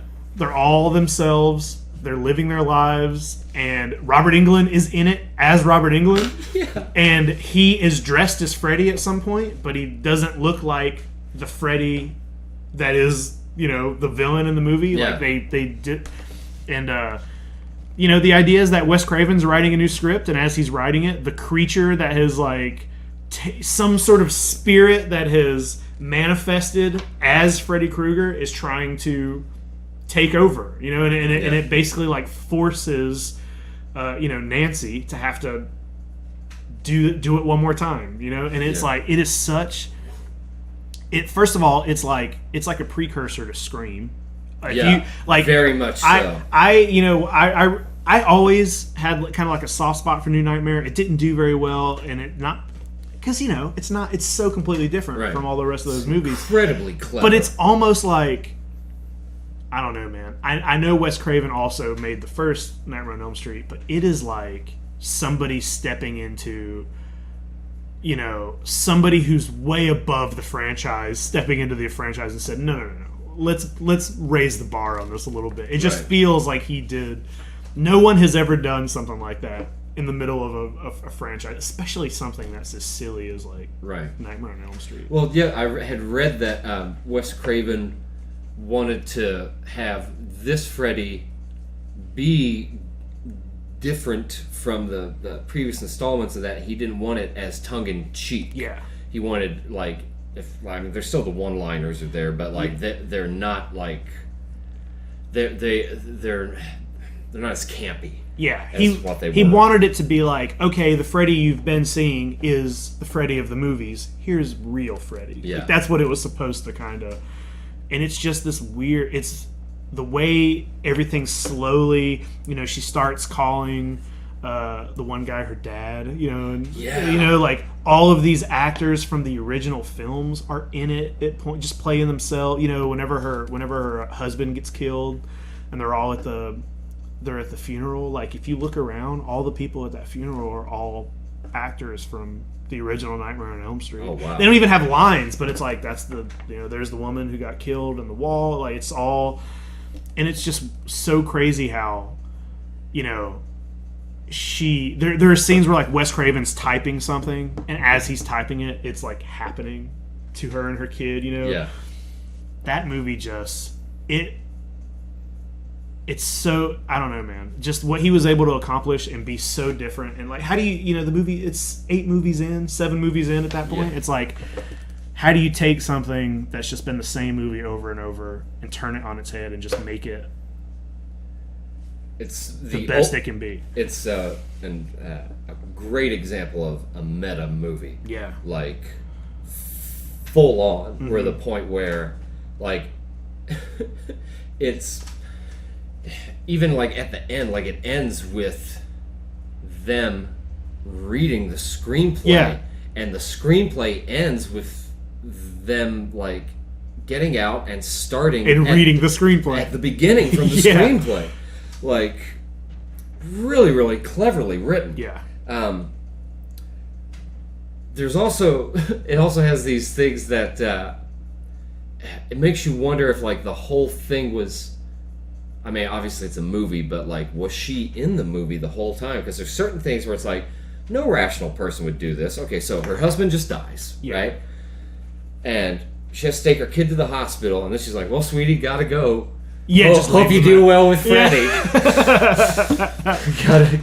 gotta go talk to some people. I'll just leave you here with strangers. Right.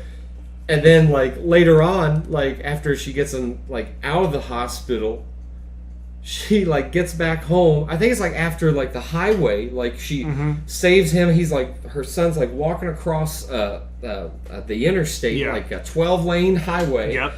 And like she manages like to catch up with him and get him back home, and he's safe. And like Freddy can't get to him, and she's like, "All right, sweetie, just wait here in the dark house. I'm gonna go outside with my dad, who's not really my dad." Right. Yeah. But like that's the moment where like she's talking with him and. She's like, why are you calling me Nancy, John? He's like, why are you calling me John? Yep.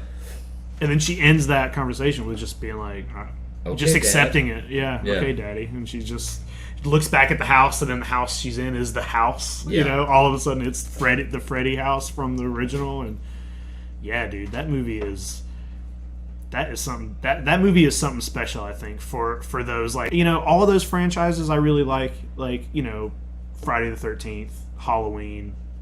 Nightmare on Elm Street. Nightmare on Elm Street has always been my favorite. Mm-hmm. But it's just like, I don't know, man. It's just almost not even fair. I just feel like it's not even fair that movie exists in that franchise. It's so good, and Freddy is scarier in that movie. He looks a little different, and it's not even like a big change. They change his makeup a little bit, give him like a trench coat, and just make him not so silly. You know, whenever they're in the hospital, and he shows up behind the blonde lady. Yeah, the babysitter, and he's like, ever play Skin the Cat? And then he kills her basically in the same way that, you know, he kills the girl in the first film. Right. You know, he's dragging her body all over the room. Like, it's scary. I'm like, that's scary. And you know what? Usually, like, it feels silly to call Freddy Krueger scary at this point. You know what I mean? Right. Those movies are all so ridiculous. But that original and New Nightmare... And dude, like if you watch New Nightmare and Scream back to back, you're like, oh, this is kind of the same movie. You know, I'm like, yeah, there's a little more weirdness in New Nightmare, but you can completely tell. Like that movie it was only a couple of years before Scream. Yeah. I think Scream was the next in his franchise. I think so. I think it was 97 and that New Nightmare is 94. You can definitely like watch New Nightmare and you know, people like weren't quite ready for it. Right. And he's like, "Oh, I'll give it another chance," and just turned it into Scream. And it's like it's the same kind of meta conversations happening. Like it's the same. The dialogue in Scream is the best dialogue. Not only Wes Craven has put out, but maybe in any horror film it's ever been. Now, Scream, I would not put it on my top list. Excuse me, of horror films, but the dialogue from it, incredible. Yeah, like incredible. He had a partner writing Scream. Like it was all his idea, but then there was another man who actually wrote a lot of the dialogue for Scream. And it turns out that the same guy is the guy who created and wrote every episode of Dawson's Creek.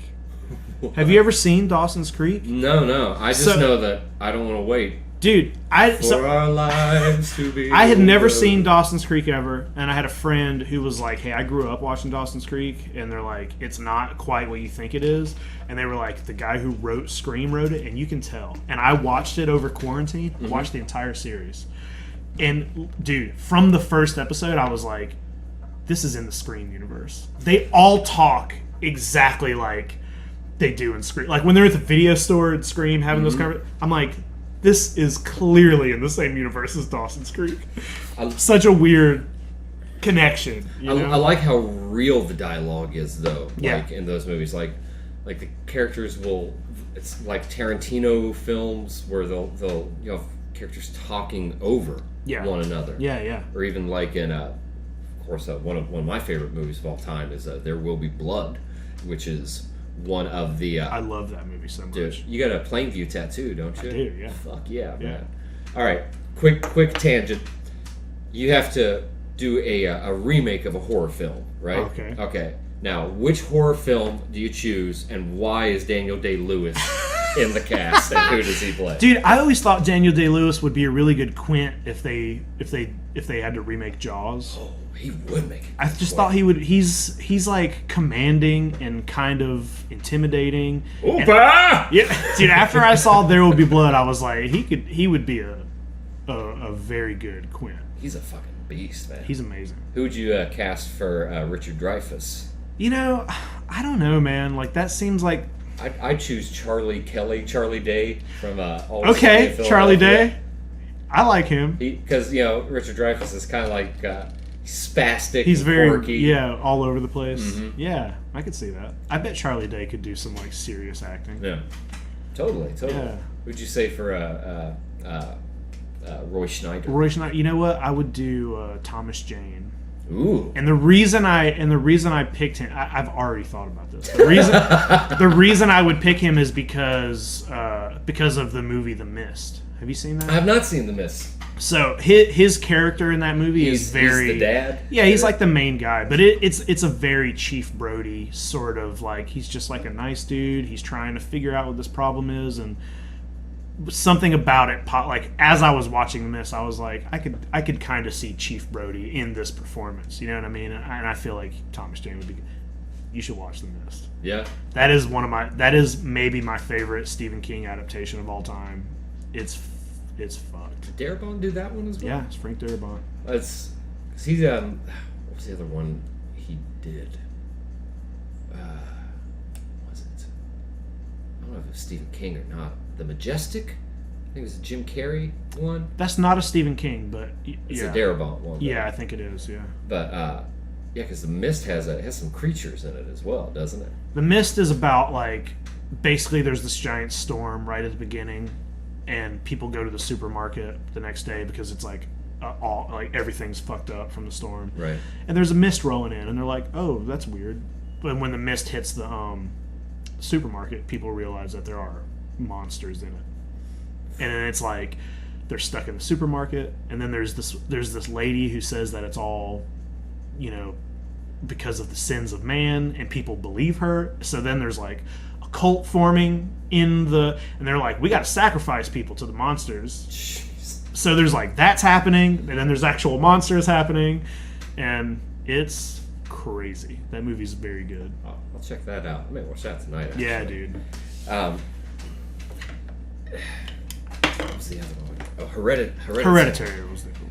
Oh my god, there was something you mentioned earlier about. I think it was when we were talking about COVID and about like how these big movie studios or whatnot, like they don't care. They've got all their algorithms or formulas set, and I haven't seen. This guy did another movie, Midsummer. I haven't watched it yet. Mm-hmm. My friend Vive said it's fantastic, but that movie, Hereditary, that is a ballsy movie. That's his first movie.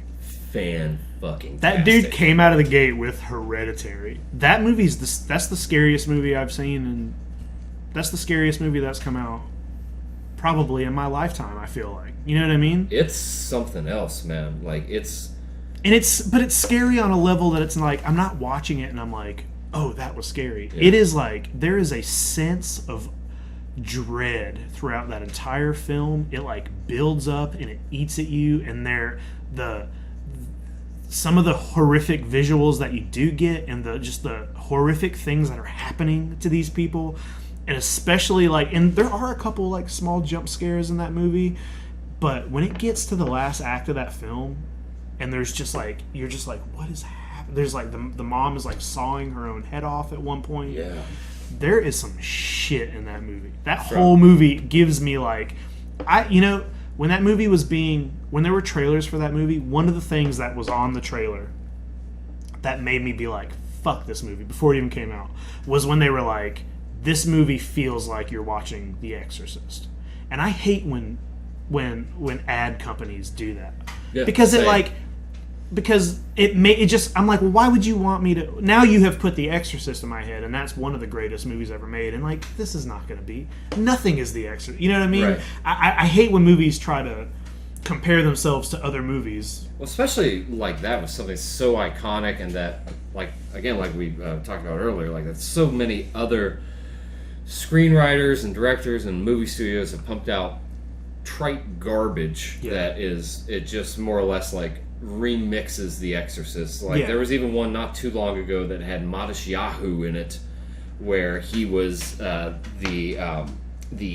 person performing the exorcism. Okay. And it's like everything about it was like the same, like, like shouting words in a foreign language and bodies contorting and lights flickering on and off, and like nothing original with it. But to what you were saying, I get what the reason why that was marketed that way. Whatever critic said that is because the feeling of watching Hereditary is comparable to, I imagine, whatever it's like the first time that The Exorcist came out was in theaters. That exactly, like when I saw that movie, I was like, oh, I get it. I was like, I feel the same like weird, anxiousness that I feel watching it. I get it for sure. Right. For those who haven't seen it, the easiest way to sum it up is a family of four finds happiness in troubling times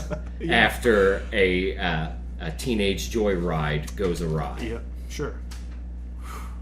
That's a movie too that like the plot of that movie is pretty you're kind of not sure what's happening until you get to the end. I know some people who still weren't sure what's happening, but you kind of figure it out as it gets through the end there. And some of those themes might be present in a lot of movies, but it's done in a way in Hereditary that it feels new. It doesn't feel like you're watching pieces of another film. Yeah, the closest one, I guess I would say, and it's been years since I've watched it, would be Rosemary's Baby. Yeah. You know what I mean? Where you have this notion of like a cult and devoting a child to some sort of deity or something, was it Paimon, I think is the god in Hereditary. Yep. But like, dude, the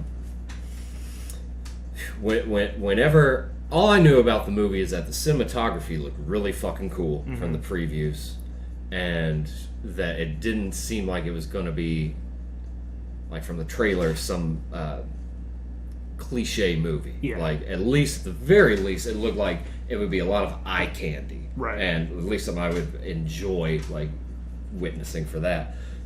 But man, there's a couple of shots in there where like is it a miniature? And then you see like, oh, it is a miniature. It is a miniature. And it keeps zooming in. It's like, wait, that's not the miniature. Yeah. Like it's like the movie, the madness that the characters are going through is conveyed to the audience as well. And whenever the joyride scene happens, whenever he sneaks his sister out of the house with him to go to a party, and then she was an anaphylactic shock or something. She eats a brownie with nuts in it, and then it makes it so real. Not because like his sister gets decapitated, like from hanging her head out the window, but from him the next morning, like he just goes home. He just goes home. He goes home and he goes to sleep. Like that scene where you're just seeing him laying in his bed and you hear the mom discover the body in the car. Yeah. That's so horrifying to think about what she's seeing. Yeah. And plus like what that kid, like where he's just lying there, like, like he, knowing that his sister's now dead. Yep. Because of him, essentially. And the from the moment when Gabriel Byrne spontaneously combusts to like the end where I almost called her Sissy Spacek, Tony Loren. Yeah. Is that her name? Colette. Tony Collette. Is it Tony Collette? I think so. Let's see here. Here my Wikipedia. Let's see here.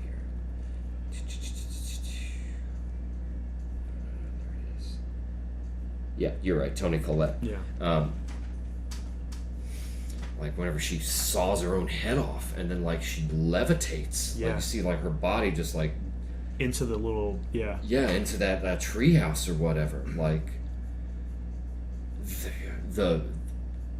that movie again. Not to keep saying the same thing, but like it doesn't give many answers. But then in that very last bit, you get enough to sort of show that like everything that she hated about her mom, or like warned about her mom, was almost like correct. Where she was talking about like her mom like raised her daughter, but you kind of feel like that it doesn't, I don't think, go in too much with the mom, not the grandma, but like Charlie's mom's character.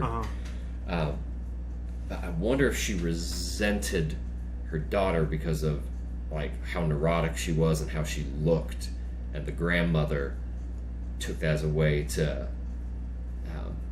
what they have to do. Like I think they had to have like a something with the ceremony where it was like a female spirit had to be tied. It needed to be a boy. Yeah.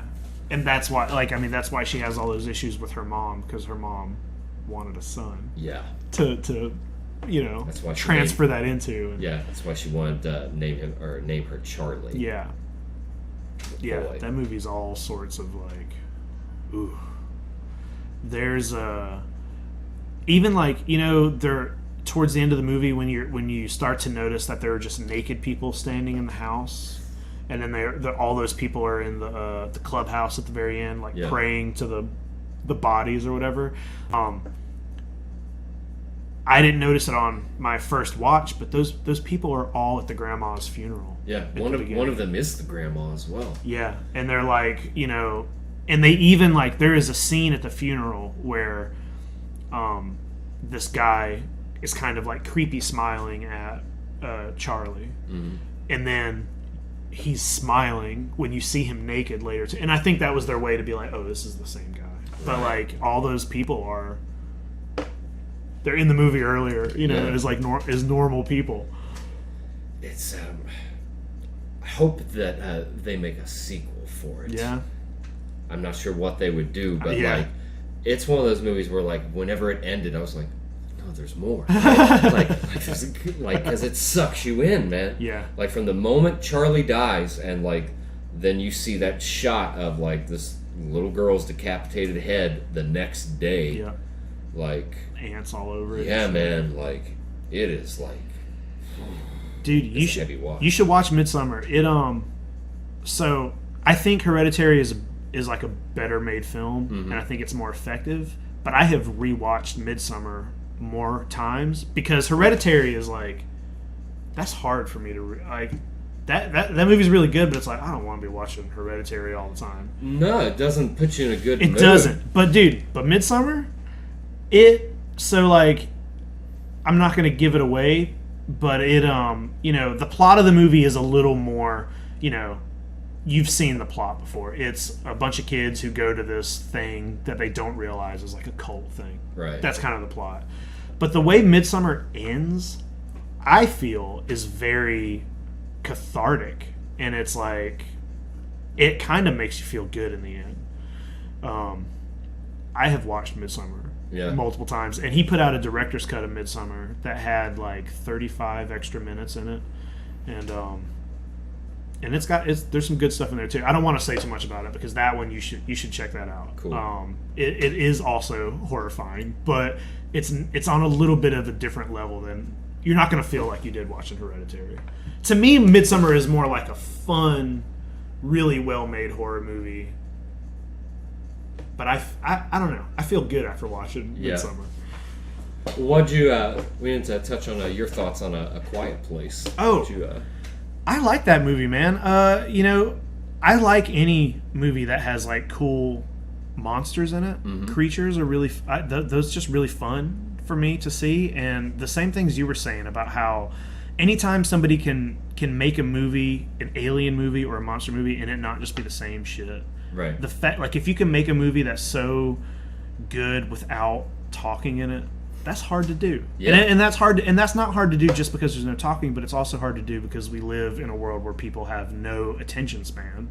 And if it's not just spelled out for everybody, then they might not want to sit there and watch it, you know?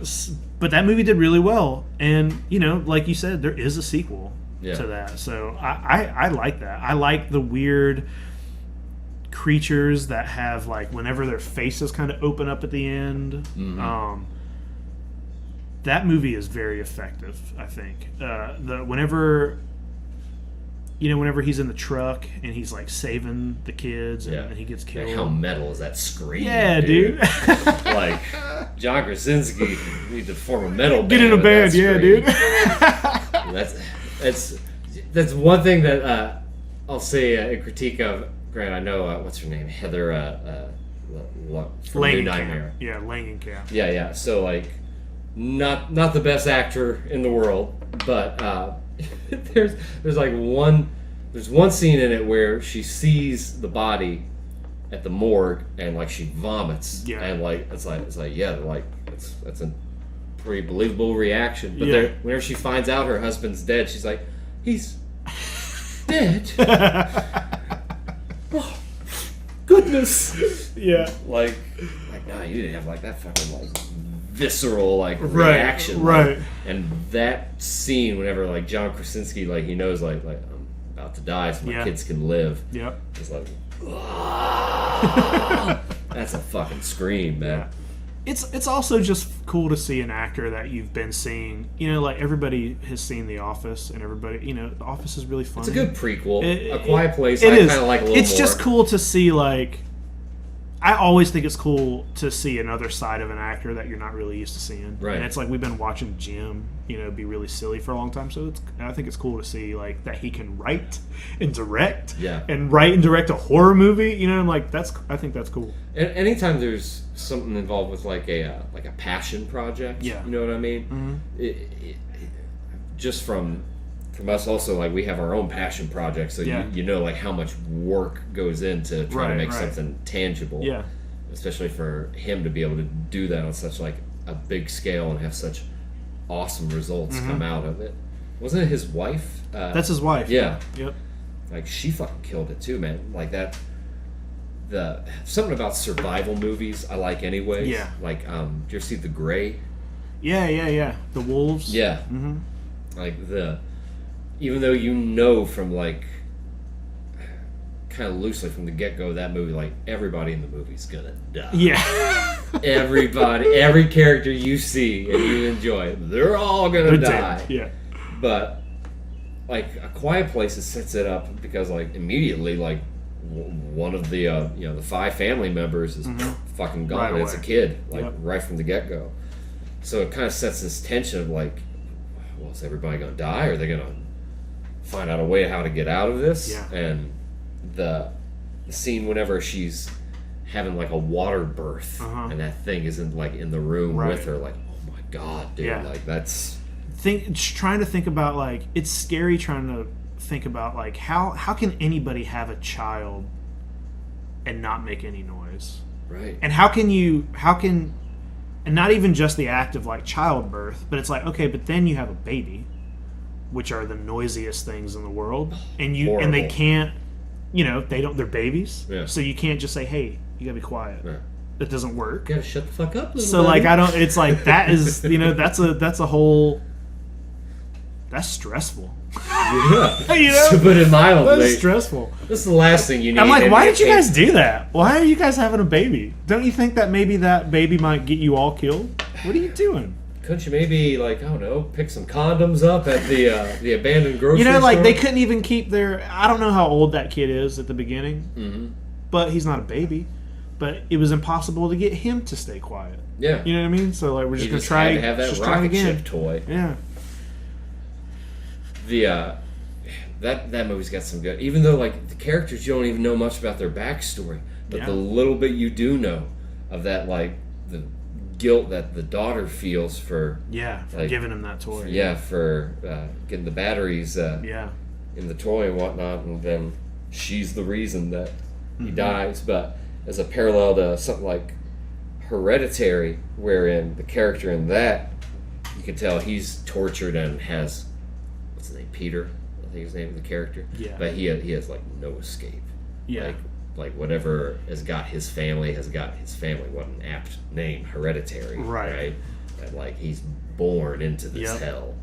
Yet with the little girl in A Quiet Place, like you can feel like her tension the whole time with her dad, and that the reason that she doesn't connect with her dad is because she feels that she's to blame for her own brother getting killed. Yeah, and she is, but. Right, but then she also finds out when she gets down there at the end that he's been like spending all that time trying to make her a hearing aid. Yeah. Or like, so, which ends up saving the day. Yeah. So. Yeah, really a cool turn of events. Yeah. I also like movies that kind of it's not quite in real time. You know what I mean? But anytime it sort of has that like this is like day 1, day 3, day 120 something or whatnot. I like that. I wonder if in the sequel they're going to have some more backstory. Well, I know there is, because even in the trailer they show some stuff with John Krasinski. I think they show some stuff from, I guess, like whenever it first started. I don't know how much of the movie's going to be that. I think that may be Tim Halpert. I think that was Jim's identical. He's just as quiet, just as dedicated to survival as his brother. Yeah, dude. Oh, shit. Well, shoot, Jake. We got a little more 2 hours here. Oh, cool. Dude, thanks for coming back. Yeah, dude, it's fun. Talking fucking Hollywood movies with me. Heck yeah, man. People, they can check out the Yes Have Some podcast. Yeah, I mean, you can find it pretty much anywhere. Yes, Have Some podcast on Spotify, Instagram, Facebook, whatever. All right, and if people want to get the tattoo work for you, where can they find you? Best place to get a hold of me is Jacob Walsh Tattoos on Instagram, and I am at the Brass Quill Gallery. In Valdosta. Yep. Fuck yeah. Oh, Valdosta. High five, dude. Yeah! All right. Thanks again, bro. Yeah, dude. Later, y'all.